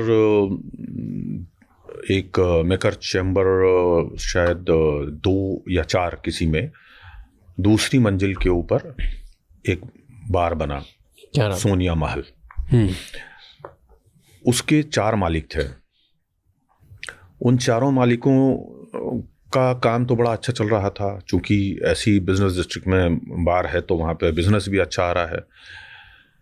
लेकिन वो लोग देश दुनिया घूमते थे, तो उनको एक दिन ऐसा लगा कि यार बिजनेस को और बढ़ाने के लिए इसमें कुछ करना चाहिए, तो कुछ रंग लाओ, इसमें कुछ मजा लाओ। तो उनको लगा कि यार इसमें अगर हम फीमेल वेट्रेसेस रखें तो हमारे यहाँ पे बिजनेस और बढ़ेगा। उनने फीमेल वेट्रेस रखी। फीमेल वेट्रेस के चक्कर में अपोजिट सेक्स वाला मामला आ जाता है, तो अट्रैक्ट होकर के ज़्यादा लोग आते हैं। अच्छा चलने लगा। फिर उनको कहीं घूमते देखते हुए ये चीज़ समझ में आई कि अरे यार, अगर यहाँ पे हम लोग म्यूज़िक रखेंगे तो और बढ़िया होगा। तो उन्होंने ऑर्केस्ट्रा भी रखना शुरू किया, लाइव बैंड आ गया, उससे और बिजनेस बढ़िया हो गया। क्योंकि आदमी शराब पीने जाता है तो वहाँ पे वो रिक्रिएशन के लिए जाता है बेसिकली, है ना, थोड़ा समय बिताने, थोड़ा फन के लिए। अब आपके पास फन के लिए शराब तो है, लेकिन उससे जुड़े भी और चीज़ें नहीं है, तो थोड़ा सा ग्लैमर भी ऐड हो गया था। अब इसमें म्यूज़िक ऐड हो गया, तो अब आपका जो माइंड है वो उसको एक अलग वाइब्स मिल रही हैं आपके लिए। म्यूज़िक है बढ़िया, जो है फिल्मी नंबर्स बज रहे हैं, ठुमरी तो कोई वहाँ पे बजाएगा नहीं।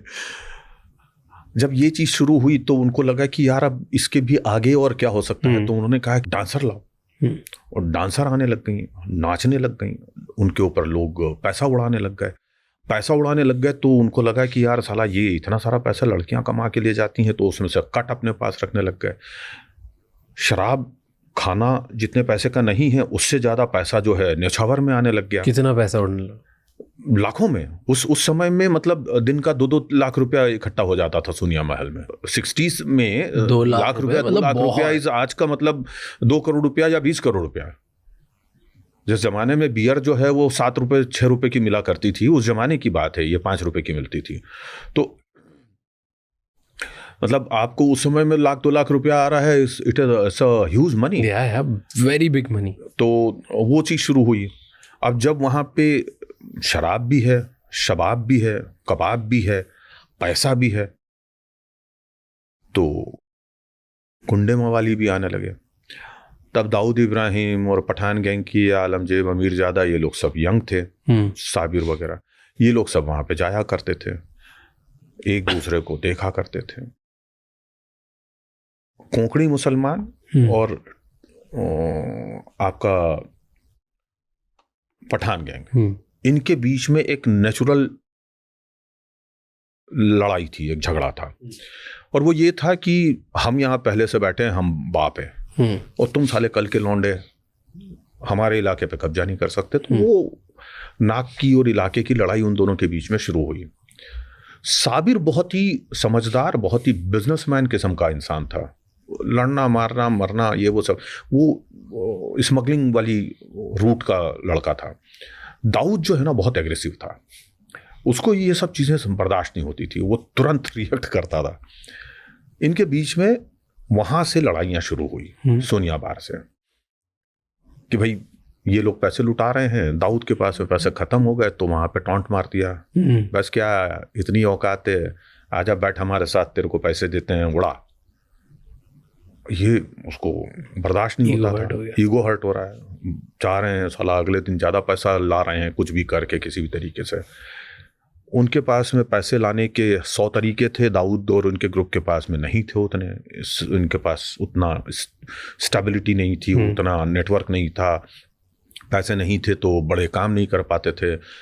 दाऊद और ये लोग जो है छोटे मोटे घड़ी की अल्टा पल्टी का काम करते थे, या 2 थान कपड़ा उठा करके ढोलकिया ब्रदर्स के यहाँ से ले जा करके मार्केट में बेचते थे, उससे जो पैसा आता था, मतलब इस तरह का छोटी मोटी छिनैती डकैती कर ली, यही सब चीज़ें उनकी चलती थी। इनके पास में साला अलग तरीके से पैसा आता था, स्मगलिंग का बड़ा पैसा आता था, और चरस और अफीम का बड़ा, मतलब इनके पास में पैसा आता था, हफ्ता वसूली का पैसा आता था, तो इनका हाथ मजबूत होता था। दिलगुर्दा इनका बड़ा भाई था, ऊपर से पठान है, पठान होने का अपना रुआब और रुतबा है, तो वो दोनों चीज़ों के बीच में क्लैशेस होते हुए, और ये क्लैशेस ने फ्यूल किया यहाँ पर सोनिया महल ने। तो वो एक बार से 50 बार बने, 50 से 500 बार बने, और अगले 10 साल के अंदर मुंबई में कम से कम 2000 डांस बार बने। मतलब हर गली में, हर गली नुक्कड़ में, कहीं रेड रोज है, कहीं वाइट हॉर्स है, कहीं पे कुछ है, कहीं पे कुछ है, कहीं टोपाज है। और एक वक्त ऐसा आया कि सोनिया महल तो मिट गया, लेकिन ग्रांट रोड का जो टोपाज बार है वो मुंबई का सबसे बड़ा डांस बार बना, जिसमें कि एट वन पॉइंट जो है वो 500 से 600 लड़कियां होती थी, जिसमें से 200 300 लड़कियां फ्लोर पे हुआ करती थी। 3 मंजिल का बार होता था, और अलग अलग फ्लोर हुआ करते थे, और उसमें कई प्राइवेट फ्लोर्स भी थे जिनमें मैं पहुंचा हूं और मैंने वो देखा है। और उसमें 8 बाई 10 के, 10 बाई 12 के ऐसे कमरे हुआ करते थे, जिसमें चारों तरफ सोफे लगे होते थे, बीच में उनके सामने टेबल्स रहती थी जिस पे आपके लिए ड्रिंक्स एंड स्नैक्स सर्व होता है, और बीच में आपके लिए लड़कियां नाचती हैं। तो इस तरह की वो जगह थी, और बेहतरीन रक्कासाएँ, बेहतरीन खूबसूरत लड़कियां। पूरे हिंदुस्तान में आपको ऐसी खूबसूरत और ऐसी कमाल की डांसर लड़कियां नहीं मिलेंगी जो टोपाज में होती थी। ऐसे और भी कई बार्स थे, दादर में काफ़ी सारे थे, यहाँ तक कि मलाड में भी काफ़ी थे। तो किसका था टोपाज? 4 दक्षिण भारतीय व्यक्ति थे, उन लोगों का था ये डांस बार। मतलब मुझे याद है अच्छी तरह से कि 93-94 में जब मैं विज़िट करने जाया करता था, तब वहाँ पर बियर जो है कुछ 400 या 500 रुपए की हुआ करती थी, जब बियर का दाम जो है शायद 30-40 रुपए हुआ करता था। वहाँ चाय 100 रुपए की थी, चाय भी 100 या 150 रुपए की थी, कॉफ़ी 200 रुपए की थी। क्यों ऐसे? क्योंकि डांस बार है, हमारी मर्जी आएगी, हम उतना पैसा लेंगे आपसे, क्योंकि डिमांड है, इतनी डिमांड है। और ये लोग लाते कहाँ से थे ये सब डांसर्स एंड लोग? ये सब पूरे देश से, पूरे देश से। और ये लीगल बिजनेस था करना उस टाइम पे? उस वक्त लीगल था, लेकिन प्रोस्टिट्यूशन इलीगल तब भी था, लेकिन सब चलता था। वो अपने बिल्डिंग प्रोमाइस के अंदर लड़कियां सप्लाई नहीं करते थे। बट इतनी लड़कियां तो कोई अपनी इच्छा से थोड़ी आके डांस करता होगा। इच्छा से कौन बुरा काम करना चाहता है? तो ह्यूमन ट्रैफिकिंग होती होगी। ह्यूमन ट्रैफिकिंग होती है, लेकिन ह्यूमन ट्रैफिकिंग होने के बाद में ये लड़कियां इस दलदल से बाहर नहीं निकल पाती हैं, इसलिए वो काम करती रह जाती हैं। अंदर कैसे आती है? अंदर आने के बहुत सारे तरीके हैं, बहुत सारे वो हैं। इसमें ऐसा है कि एक जैसे मेरी एक किताब है अगले जन्म बेड़नीना की जो, तो उसमें उसकी जो कम्युनिटी की बेड़िया कम्युनिटी की लड़कियां हैं, इनको इनके पिता भाई चाचा रिश्तेदार जो हैं वही वहाँ की कुंवारी लड़कियों से वो प्रोस्टिट्यूशन करवाते हैं। और उनके यहाँ पर नृत्य और संगीत की बड़ी प्राचीन परंपरा है। ये जो चीज़ है ये आज से नहीं है। जब ये आपके यहाँ पर ताजमहल बन रहा था उससे पहले की चीज़ें हैं। बताया तो लास्ट से आप। हाँ, तो ये लड़कियाँ बहुत बड़े पैमाने पे आती हैं। तो वैसे ही हमारे यहाँ पे 3-4 और कम्युनिटीज़ हैं, उनकी लड़कियाँ भी आती हैं, जिसमें नट कम्युनिटी एक है, एक बांछड़ा कम्युनिटी है जो मध्य प्रदेश की है, अगर आपको मालूम हो तो, जो आपके रतलाम जावरा से लेकर के और राजस्थान नीमच मंदसौर तक पूरा वो बेल्ट में है। तो ये सारी लड़कियां जो हैं ये आती हैं। एक तो दूसरा जो है ह्यूमन ट्रैफिकिंग के जरिए छोटी बच्चियां लाई जाती हैं या बड़ी उम्र की भी लाई जाती हैं और उनको पहले प्रोस्टिट्यूशन में झोंका जाता है। कुछ उनसे वहाँ से बच करके निकल आती हैं तो वो यहाँ आ जाती हैं। कुछ गरीब परिवारों की लड़कियाँ जो हैं वो अपनी बेटियों को नाच गाना सिखा करके डांस बार में लाते हैं कि यहाँ से कमाएगी, लेकिन वो भी प्रोस्टिट्यूशन में उतर आती हैं कुछ समय के बाद में। कुछ जो मतलब ये पारिवारिक जो समस्याएं हैं, पैसों की कमी है, उसके कारण लड़कियाँ आती हैं। जो सबसे बड़ा बंच ऑफ गर्ल्स आया था डांस बार में, वो असल में आया था मिल मजदूरों के घरों की बेटियों, बहनों, महिलाओं का। और उन्हीं के बेटे बच्चों में से अधिकांश जो हैं वो अंडरवर्ल्ड में आए और शूटर बने या कुछ और काम किए उन्होंने। ये बहुत ही मतलब इस शहर का दुर्भाग्य है कि इस तरह की एक्टिविटीज़ हुई जिससे कि अंडरवर्ल्ड भी पनपा बड़ा हुआ और फ्लैश ट्रेड भी या वेश्यावृत्ति भी या डांस बार की जो ब्लैक इकोनॉमी है वो भी इनके कारण खड़ी हुई, बड़ी हुई। तो आप जैसे टोपाज के बारे में बता रहे थे आप, तो टोपाज में ये पूरा चला करता था। टोपाज में एक जो बहुत मैंने कमाल की चीज़ और देखी थी, जो वहाँ पर एक निक्की जान नाम का हिजड़ा नाचता था और उसको बड़ा ऑस्पिशियस, बहुत सेक्रेड माना जाता था, बहुत ही पूजनीय उसको माना जाता था। ये था कि 3-4 बजे जब भी डांस बार इस दिन के लिए ओपन हो रहा है तो पहला नाच जो है, पहला पाँव जो है उसका लगता था फ्लोर पे, और तब सारी लड़कियां जो हैं फ्लोर के चारों तरफ दीवारों से सट के खड़ी रहती थी और पूजा होती थी पहले भगवान की। उसके बाद में ये पूजा करके और आरती ले करके निक्की जान फ्लोर पे आती थी, पहला नाचती थी और उसको जो शेट्टी है वो पहली न्यौछावर उसको देता था। और वो न्यौछावर के बाद में जो है वो ऑफिशियली बिजनेस स्टार्ट होता था। लड़कियां फ्लोर पे नाचने के लिए आती थीं, ग्राहक अंदर आया करते थे।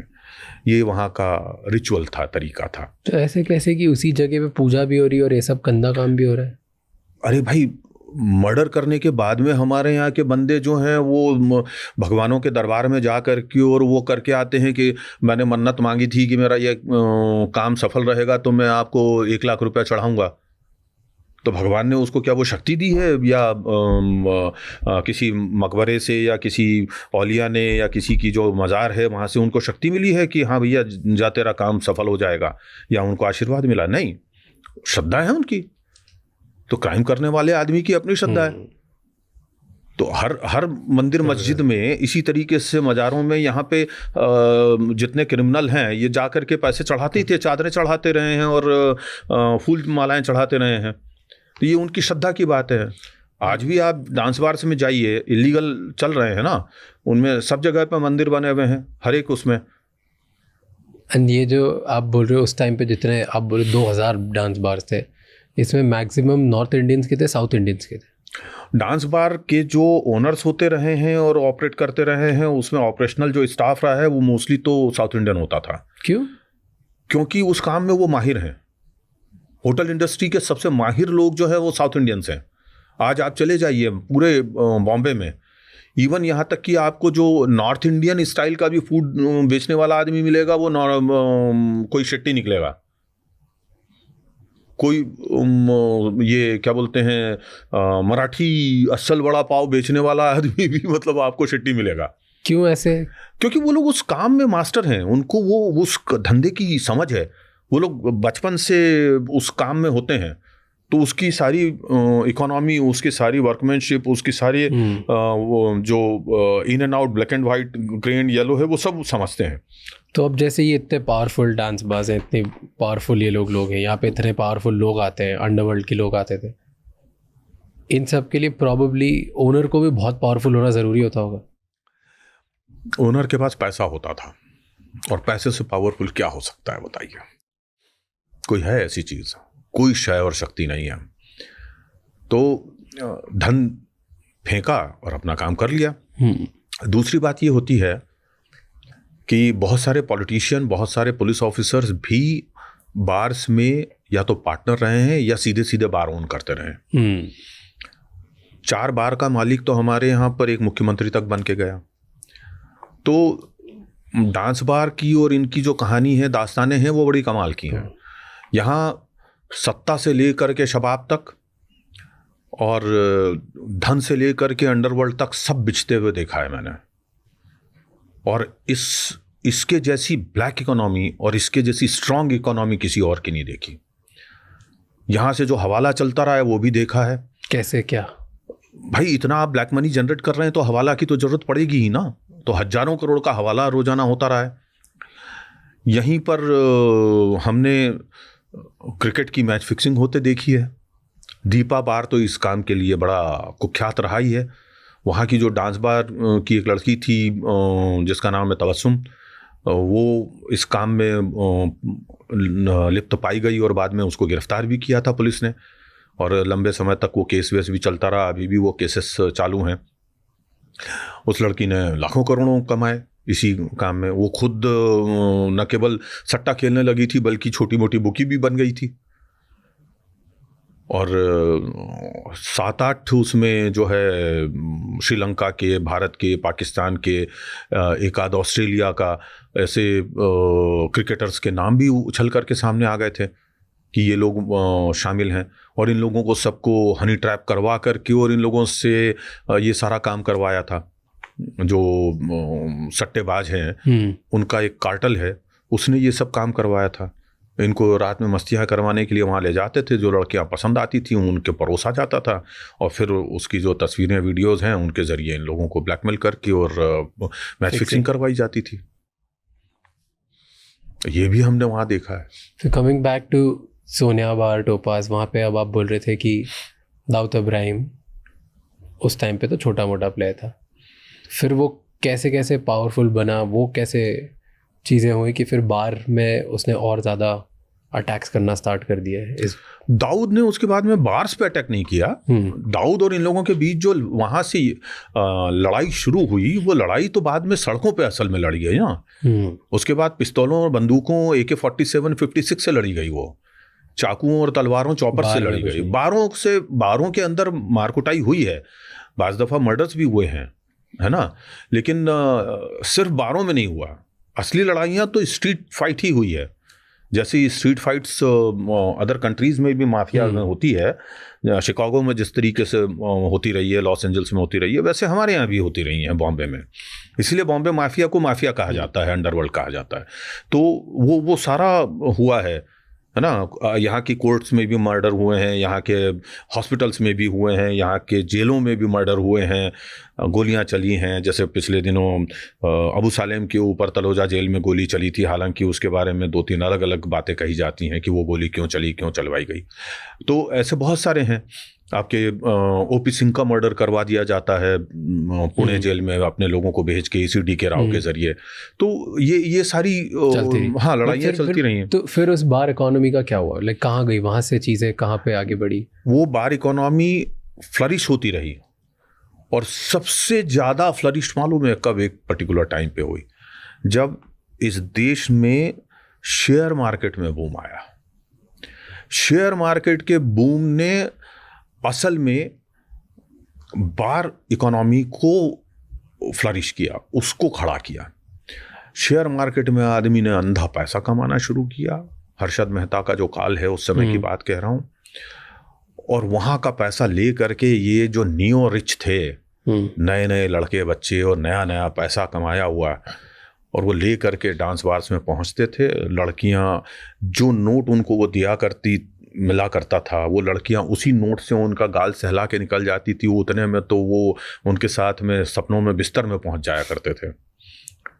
और फिर इन लड़कियों को पटा करके और अपने साथ रात ले जाने के लिए ये लोग उनके ऊपर हजारों लाखों फेंका करते थे। कोई ऐसा डॉन था जो इन सब में पड़ा ही नहीं, कभी बार डांसर वगैरह में नहीं घुसा? बार बहुत सारे ऐसे लोग रहे हैं जो डांस बार में और इसमें जाया नहीं करते थे। जैसे अरुण गवली का मैंने आज तक कभी नहीं सुना, अमर नाइक का मैंने कभी नहीं सुना, और भी काफ़ी सारे लोग रहे हैं कि मतलब उनका ऐसे कोई इंटरेस्ट लड़कियों में या उनमें नहीं रहा करता था। पहले का जो पुराना जो हमारा अंडरवर्ल्ड था ना, उसमें स्त्रियों का बहुत सम्मान था, और यदि किसी स्त्री के साथ में उनको वक्त बिताना है तो वो तभी उनके साथ में वक्त बिताया करते थे जब वो लड़की या महिला खुद चाहती हो। जोर जबरदस्ती करने का दौर नहीं था वो। जोर जबरदस्ती का कब दौर है? दाऊद एंड ग्रुप के आने के बाद। लेकिन तब भी ये था कि बहुत ही कम ऐसे लोग थे जो जोर जबरदस्ती किया करते थे, भले ही वो दाऊद गैंग में क्यों ना हो। I've heard कि बार डांसर्स ही एक टाइम पर पुलिस या दूसरी गैंग वालों की खबरी बन जाती थी। ये बिल्कुल सही बात है, लेकिन कैसा होता है कि लड़कियां तब तक किसी की खबरी नहीं बनती हैं, किसी के अगेंस्ट खबरी नहीं बनती हैं, जब तक कि उसके मन में प्रतिशोध लेने की भावना न जागे। एक बात। दूसरी चीज़ ये कि या तो वो पुलिस के किसी ऐसे चक्कर में फंस जाए कि बाहर नहीं निकल पा रही है, तो वो पुलिस के लिए मुखबिरी करने लगे, है ना कोई मजबूरी होती है। तो ये चक्करों में होता है। और कोई भी लड़की किसी पर्टिकुलर आदमी के बारे में इंफॉर्मेशन देती है, वहाँ तक तो ठीक है। वो सबके बारे में अगर दे रही है तो फिर वो इन्फॉर्मर है ना, कि ये एक्स पर्सन आ जाया था, वाई पर्सन आ जाया था, वो फिर इस तारीख को आने की बात है, या सर वो अभी बैठा हुआ है आप आ जाओ, तो वहाँ से वो पिकअप करवा देती थी। लेकिन जिन लड़कियों के बारे में पता चल जाता था फिर वो मारी भी जाती थी, उनको बख्शा नहीं जाता था वो, क्योंकि अंडरवर्ल्ड का रूल है खबरी को जिंदा नहीं छोड़ा जाता।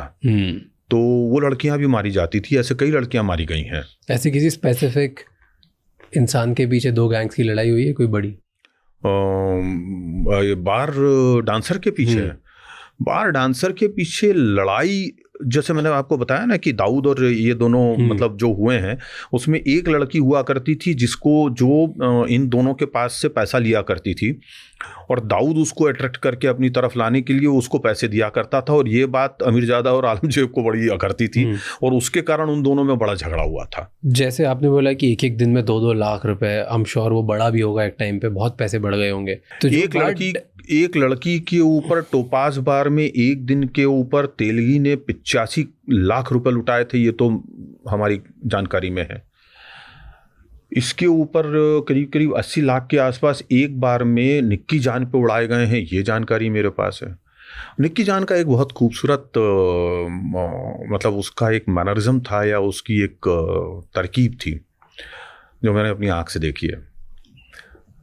निक्की जान किसी व्यक्ति को टारगेट कर ले कि ये इसके पास पैसा है और इससे पैसे निकालने हैं, तो वो आएगी और उसका जो शराब का भरा हुआ गिलास है वो उठा करके और अपने माथे पे ऐसे रखेगी, और उसके बाद में वो फिरन लेना शुरू करेगी, जिसको चक्र कहते हैं, कथक की भाषा में फिरन कहा जाता है उसे।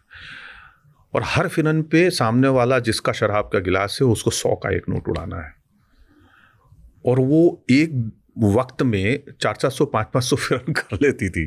दूसरा ये था कि उसको लोग ऑस्पिशियस मानते थे ना भाई। मैंने उसको अमीरों के घर में बच्चों के मुंडन के लिए, जन्म के लिए या विवाह के में आशीर्वाद देने के लिए उसको बुलाते हुए देखा है, अमीरों को अपने घर शादी के मंडप में, और उसको 11-11 लाख रुपए, 21-21 लाख रुपए शगुन दे करके भेजते थे। वो साड़ियाँ देते थे उसको, गहने देते थे उसे। मतलब उसकी एक एक विजिट जो है वो कई बार कई घरों में 50-50 लाख की होती थी। उसको इतना सम्मान मिलता था इसी समाज में। ये तेलगी वाला क्या एग्जाम्पल था? तेलगी उस वक्त तो बड़ा कमाल का, मतलब वो पैसा उसने कमा लिया था फेक स्टैम्प से, तो 85 लाख उड़ा दिए। 85 लाख उसने उड़ाए थे उस दिन वहां पे एक लड़की पे। और तेलगी के साथ में, लेकिन एक कमाल की बात थी, सब उसको बहुत ही मतलब वो अलग तरीके से बोला करते थे उसके बारे में, ये सब बातें कि वो डांस बार में जाता है लड़कियों के साथ में, उसका रिश्ता है वगैरह वगैरह। लेकिन मैंने एक चीज़ पाई कि उसे लड़कियों के जिस्म में कोई दिलचस्पी नहीं थी। ये गजब की बात थी। वो जाता था, पैसे उड़ाता था, अपने श्रीमंत होने, अपने धनिक होने का मतलब दिखावा जरूर करता था, लेकिन लड़कियों को कभी गोद में नहीं बैठने देता था, न सार्वजनिक रूप से न एकांत में। ये गजब की एक चीज़ मैंने उसमें पाई थी, क्वालिटी। एंड फिर जो बार डांसर्स थे जिनके ऊपर इतना पैसा उड़ता था, जैसे निक्की जान, उनका क्या हुआ?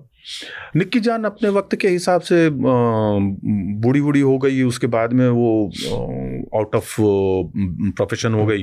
लेकिन उसने अपने अंडर में कुछ लड़कियां वगैरह ये वो तैयार कर ली थी, तो वो उन लोगों को वहाँ नचाती रही। इतने पैसे बने थे, इतने सारे लोग थे, ये सारे डांस बाज, वो कहाँ गए? देखिए, जब डांस बार पे पाबंदी आई तो डांसर्स कहाँ गए? डांसर्स ने तो बहुत पैसे कमाए होंगे। डांस बार में काम करने वाली लड़कियां अपने जीवन काल में ठीक उसी तरह होती हैं जैसे फिल्मों में काम करने वाली लड़कियां होती हैं, कॉल गर्ल्स होती हैं, प्रोस्टिट्यूट्स होती हैं। जब तक जवानी है तब तक कमाई है, जिस दिन जवानी खत्म हो जाती है, कमाई खत्म हो जाती है। तो जो समझदार लड़कियां होती हैं वो तो अपने लिए बिजनेसेस या कुछ ना कुछ सेटअप कर लेती हैं। जैसे बहुत सारी कॉल गर्ल्स और ये थी, क्या बोलते हैं, डांस बार की लड़कियां थी, उन्होंने फ्लैट खरीद लिए, दुकानें खरीद ली, उनके रेंट से उनका जो बुढ़ापा है वो बड़ा अच्छा कट रहा है। कुछ लड़कियां जो हैं उन लोगों ने अमीरों से शादियां कर ली, उनका बुढ़ापा अच्छा किसी ने करी, किसी बड़े टाइकून से। बहुत सारी है, बहुत सारी हैं ऐसी लड़कियां। तो बहुत सारे होटल मालिक हैं, उन्होंने की है। उसमें से एक की तो कहानी ये रही है कि डांस बार की जो मालिक था, उसने अपने ही डांस बार की लड़की से शादी की। अच्छी बात है तो। हाँ, अच्छी बात है, लेकिन बुरी बात भी उससे एक जुड़ी कि उस लड़की को ये शक हो गया कि ये अपनी ही डांस बार की दूसरी लड़कियों से आज भी रिश्ता रखता है। तो अल्टीमेटली उसने 2-3 बंदों को हायर किया और उसका मर्डर करवाया। ये कहानी है उसमें। एक लड़की थी जिसने की ऐसे ही शादी की अपने ही बार ओनर से, और उसको शक हुआ कि ये वो कर रहा है। हाँ, वही उसी लड़की की जो बात कर रहा हूँ, 2-3 लोग जो हायर किए, इसने उसको जो है कोक में और शराब में थैलियम पिलाया 2-3 महीने तक, जिससे कि स्लो पॉइजनिंग से उसकी डेथ हुई। और उसने 2-3 लोगों को इस तरीके से प्लान करवाया कि घर में वो लोग लूटपाट के लिए घुसे और उन लोगों ने इसका मर्डर कर दिया। लेकिन उसकी बॉडी पे इस तरह के सिम्टम्स आ गए थे थैलियम के पॉइजनिंग के, जिससे कि पोस्टमार्टम करने वालों को समझ में आ गया था कि ये किलिंग नहीं है, ये स्लो पॉइजनिंग मर्डर है। और वो लड़की और वो सब लोग फिर अरेस्ट हुए थे। तो ये भी है। तो बहुत लोगों ने ऐसे शादियां करी, बहुत लोग हैं, बहुत हैं। एंड फिर ये सब चलता रहा, बढ़ता गया। 2005 में सब बंद हो गया, बैन हो गया। क्या हुआ उस पूरी इकोनॉमी का? इतना पैसा, इतने लोग, उस पूरी इंडस्ट्री का क्या हुआ? देखिए, अधिकांश लड़कियां तो जो बेरोजगार हो गई, उनमें से काफ़ी सारी तो प्रोस्टिट्यूशन में डायरेक्ट आ गई। बहुत सारी लड़कियां जो हैं वो बेंगलोर चली गई, हैदराबाद चली गई, नेपाल के शहर काठमांडू चली गई, और पश्चिम बंगाल के शहर कोलकाता चली गई, और वहाँ के डांस बार में डांस करना शुरू कर दिया उन्होंने। और जो लड़कियां प्रोस्टिट्यूट बन गई वो प्रोस्टिट्यूट बन गई। 2005 में जो बंदी आई, उसका नतीजा यहाँ की ये इकोनॉमी टूटना भले ही हुआ, लेकिन डांस बार बंद हो गया ऐसा नहीं हुआ। एक लंबी लीगल लड़ाई चलती रही, लेकिन ये इलीगल जो इकोनॉमी है ये बरकरार रही। 2000 बार बंद हुए, लेकिन 300-400 बार तो अभी भी चालू हैं। आज भी डांस बार चालू हैं। तो अब कैसे चलता है नेटवर्क? और अभी भी उतना ही पैसा चलता है? पैसा पहले अगर 10 रुपये रिश्वत चलती थी तो आज 50 रुपये चलती है। पर उड़ता पैसा आज भी उतना ही उड़ता है, इकोनॉमी वैसी चलती है? नहीं, उतनी बड़ी नहीं बची। अब जो है उतना बड़ा मतलब ये पूरा का पूरा बिजनेस जो है उतना बड़ा नहीं बचा है। अब काफ़ी कम हो गया है, क्योंकि अब पहले वो खुली तौर पे चल रहा था, अब वो अंडर बेनेथ है, छुपा हुआ है। तो दिन भर मतलब जैसे चला करता था वो चीज़ नहीं हो गई है। हर एक व्यक्ति को वहाँ पे अब एंट्री नहीं रह गई है। जिनको वो जानते हैं या जिन लोगों को जानते हैं उनके साथ आए हुए लोगों को ही वो एंट्री देंगे। और आप बाहर जाएंगे तो बाहर आपको ऑर्केस्ट्रा बार चलता दिखेगा, लेकिन जैसे जैसे आप अंदर जाते जाएंगे वैसे वैसे जो है वो degree of girls, beauty of girls, वो सब बढ़ता चला जाता है। तो वो आज भी चल रहा है।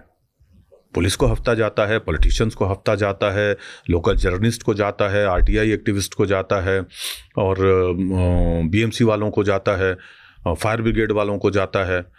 इस सिस्टम में जितने लोग हैं सबको वहाँ से हफ्ता आज भी जाता है, और ये इकोनॉमी आज भी एग्जिस्ट करती है। तब 1 लाख करोड़ की थी, आज 20,000 करोड़ की होगी, 10,000 करोड़ की होगी, लेकिन वो आज भी एग्जिस्ट करती है। इसको कोई रोक नहीं सकता। दुनिया का जो सबसे प्राचीन धंधा है वो वेश्यावृत्ति है, ये इकोनॉमिस्ट मानते हैं। तो इसको कैसे रोकेंगे आप? बट अब क्या इसका कोई तो सोल्यूशन होगा? आज हम 2026 में बैठे हैं और हम बात कर रहे हैं स्लम माफिया जो आज भी चल रहा है, बार माफिया जो आज भी चल रहा है, प्रोस्टिट्यूशन जो आज भी चल रहा है। इसमें लोग, बहुत सारे मासूम भी फंसते होंगे, लोग उससे निकल भी नहीं पा रहे। तो कहीं तो somewhere somebody has to stop ना। तो ये कैसे स्टॉप होगा? दुनिया के किसी भी कोने में वेश्यावृत्ति कभी भी बंद नहीं हो सकती। हमारे देश में तो इलीगल है, उसके बाद क्यों नहीं बंद होती? क्योंकि सेक्स जो है वो एक नेचुरल हंगर है, एक चाहे मर्द हो या औरत हो, जानवर हो या कोई भी हो, और उसको अगर आप सप्रेस करने की कोशिश करेंगे तो वो अलग तरीके से फिर सामने आती है। थोड़ा सा मैं बीते दिनों में आपको लेकर के जाना चाहता हूँ, जब हमारे यहाँ मुंबई में बड़े पैमाने पर एक और इकोनॉमी चला करती थी जिसका नाम था, वो भी ब्लैक इकोनॉमी थी, और वो थी video parlour economy, video parlour mafia. पूरे मुंबई में करीब करीब मेरे हिसाब से उस समय में 5,000 से ज़्यादा वीडियो पार्लर चला करते थे, जिसमें एक टीवी के ऊपर वीसीआर लगा करके लोगों को ब्लू फिल्म्स दिखाई जाती थी। 1-1 घंटे के शो हुआ करते थे, 10 रुपये से लेके 20 रुपये तक के टिकट लिए जाते थे। बाकायदा पुलिस और पॉलिटिशियंस की छत्र छाया में ये काम चला करता था। गोरेगांव के जिस फिल्म सिटी रोड जो थी, उस फिल्म सिटी रोड के ऊपर ही एक वक्त में एक से एक सटे हुए 3 वीडियो पार्लर चलते थे, और उसके आसपास में और 2 चलते थे। मतलब 1 किलोमीटर 1.5 किलोमीटर के फासले में 5 वो चलते थे, जिसमें से 3 सटे हुए थे एक दूसरे से। ये शॉप, ये शॉप और ये शॉप, और तीनों का हर शो हाउसफुल होता था। 5 रुपए का टिकट, 10 रुपए का टिकट। मालाड में ऐसे 50 थे, ये सब वो सब थे। यहाँ पे पूरा जो गरीब तबका था हमारे यहाँ का, वो देखने के लिए जाया करता था, और उससे अपनी सेक्सुअल हंगर जो है वो सेटिस्फाई करके आ जाया करता था, और पुलिस को चलवाती थी। लेकिन इसका एक बहुत ही नेगेटिव इम्पैक्ट और इफेक्ट भी होता था कि उससे जो उनके अंदर वो भावनाएं जो जागृत हो गई हैं, वो अराउज हो गया है आदमी, अब उसको वो अपनी सेक्सुअल हंगर जो है उसको कैटर करने के लिए वो कहाँ जाए? तो क्या तो वो वैश्याओं के पास जाता था। अगर वो देने के लिए पैसा नहीं है और वो बहुत ज़्यादा मतलब उत्तेजित हो रखा है, तो वो रास्ते में चलती भी किसी भी औरत का बलात्कार करता था। एक वक्त रहा है जब एंटॉप हिल एरिया में हर दिन जो है 5-10 बलात्कार हुआ करते थे, क्योंकि उस वक्त एंटॉप हिल में सबसे ज़्यादा ब्लू फिल्म तो वीडियो पार्लर्स हुआ करते थे। इसके लिए सबसे अच्छा तरीका यही होता है कि समाज पे बंधन लाने के बदले में उसको एक पर्टिकुलर तरीके से, एक पर्टिकुलर फैशन में उसको चलते रहने दिया जाए, ताकि जो सभ्य समाज है उसकी जो मतलब लोग हैं वो बचे रह सके। लेकिन जिनको कि इस तरीके से ला करके और बेचा जा रहा है, या जिनको कि इस्तेमाल किया जा रहा है वेश्यावृत्ति में, ये सब है, उनको बचाने की ज़रूर पूरी कोशिश होनी चाहिए। छोटी बच्चियों को अगर कोई चुरा करके ला रहा है, अगवा करके ला रहा है और उनको बेच रहा है ब्रॉथल्स में, और पुलिस को अगर ये चीज़ पता चल रही है या एनजीओज़ को पता चल रही है, निश्चित तौर पे उनको छुड़ा के बाहर निकालना चाहिए। ये उनका पहला और आखिरी फर्ज बनता है। तो आज की रियलिटी ये भी है, जहाँ अपना देश इतना आगे बढ़ रहा है, वहाँ पर एक ये ब्लैक इकोनॉमी भी ऑपरेट हो रही है, सिर्फ हमारी कंट्री में और पूरे वर्ल्ड में है, कहीं कोई ऐसा नहीं है। यूएसए वगैरह में ये सब चीज़ें इतनी प्रॉब्लमेटिक नहीं है, क्योंकि वहाँ पर उन लोगों ने बहुत ओपन कर रखा है। एक वक्त था जब रशिया में तो बाकायदा जो है सबको ये मिला करता था, येलो कलर का एक हेल्थ कार्ड मिलता था, जिसमें उनकी हर साल हेल्थ 6 महीने में हेल्थ चेकअप होता था, और उन लोगों को मतलब बहुत इजी तरीके से प्रोस्टिट्यूशन करने के लिए ओपनली वो रखा जाता था। हमारे यहाँ भी इंडिया में जो है वो हेल्थ कार्ड आज भी इशू होते हैं सब लड़कियों को। उनका भी हर साल जो है एक मेडिकल टेस्ट होता है, और हर लड़की जो है वो अपने ब्रॉथल में अपने पलंग के ऊपर वो कार्ड लगा करके रखती है और आए हुए ग्राहक को बोलती है कि देख मेरे पास लाइसेंस है। वो लाइसेंस नहीं है बेसिकली, वो उसका हेल्थ कार्ड है कि you are clean with the STD and HIV। यानी सब मिले हुए अभी भी, हाँ पूरा सिस्टम। देखिए, बिना मिली भगत के ये सब चीज़ें नहीं चलती हैं। Black money, lust for the woman, that's it. 2 ही रीज़न है, तीसरा कोई कारण नहीं है। All right, well thank you so much sir.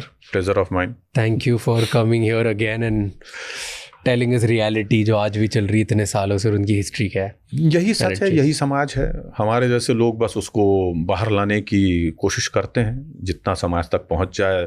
समाज उसको जितना अपने तरीके से आत्मावलोकन करके और उससे बचने की कोशिश करे, बेहतर। Thank you so much. कैसे सर? बस बढ़िया, बहुत ही बढ़िया, आपसे मिल गई वापस। थैंक यू सो आ जाओ। जेल दुनिया की क्राइम सिखाने वाली सबसे बड़ी यूनिवर्सिटी है, और जो वहां एक बार पहुंच गया 95% चांसेस ये हैं कि वो कभी नहीं सुधरेगा। और किस लेवल के आदमी को उन्हें कहां पहुंचाना है, तब तक ये काम नहीं होगा। Thank you so much, thank you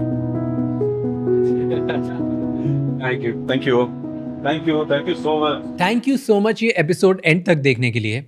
अब आपको 3 चीज़ें करनी है। नंबर 1, अभी के अभी इस चैनल को सब्सक्राइब कर लो, क्योंकि जितना आप सब्सक्राइब करेंगे उतने ही वैल्यूबल और बेहतर गेस्ट हम आपके लिए ला पाएंगे।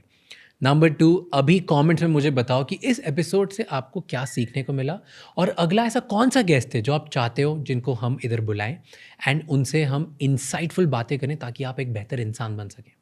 एंड नंबर 3, ये एपिसोड किसी एक इंसान के साथ ज़रूर शेयर करना, क्योंकि एक कॉन्वर्जेशन इनफ होती है किसी की पूरी लाइफ चेंज करने के लिए। I will see you next time. Until then keep figuring out.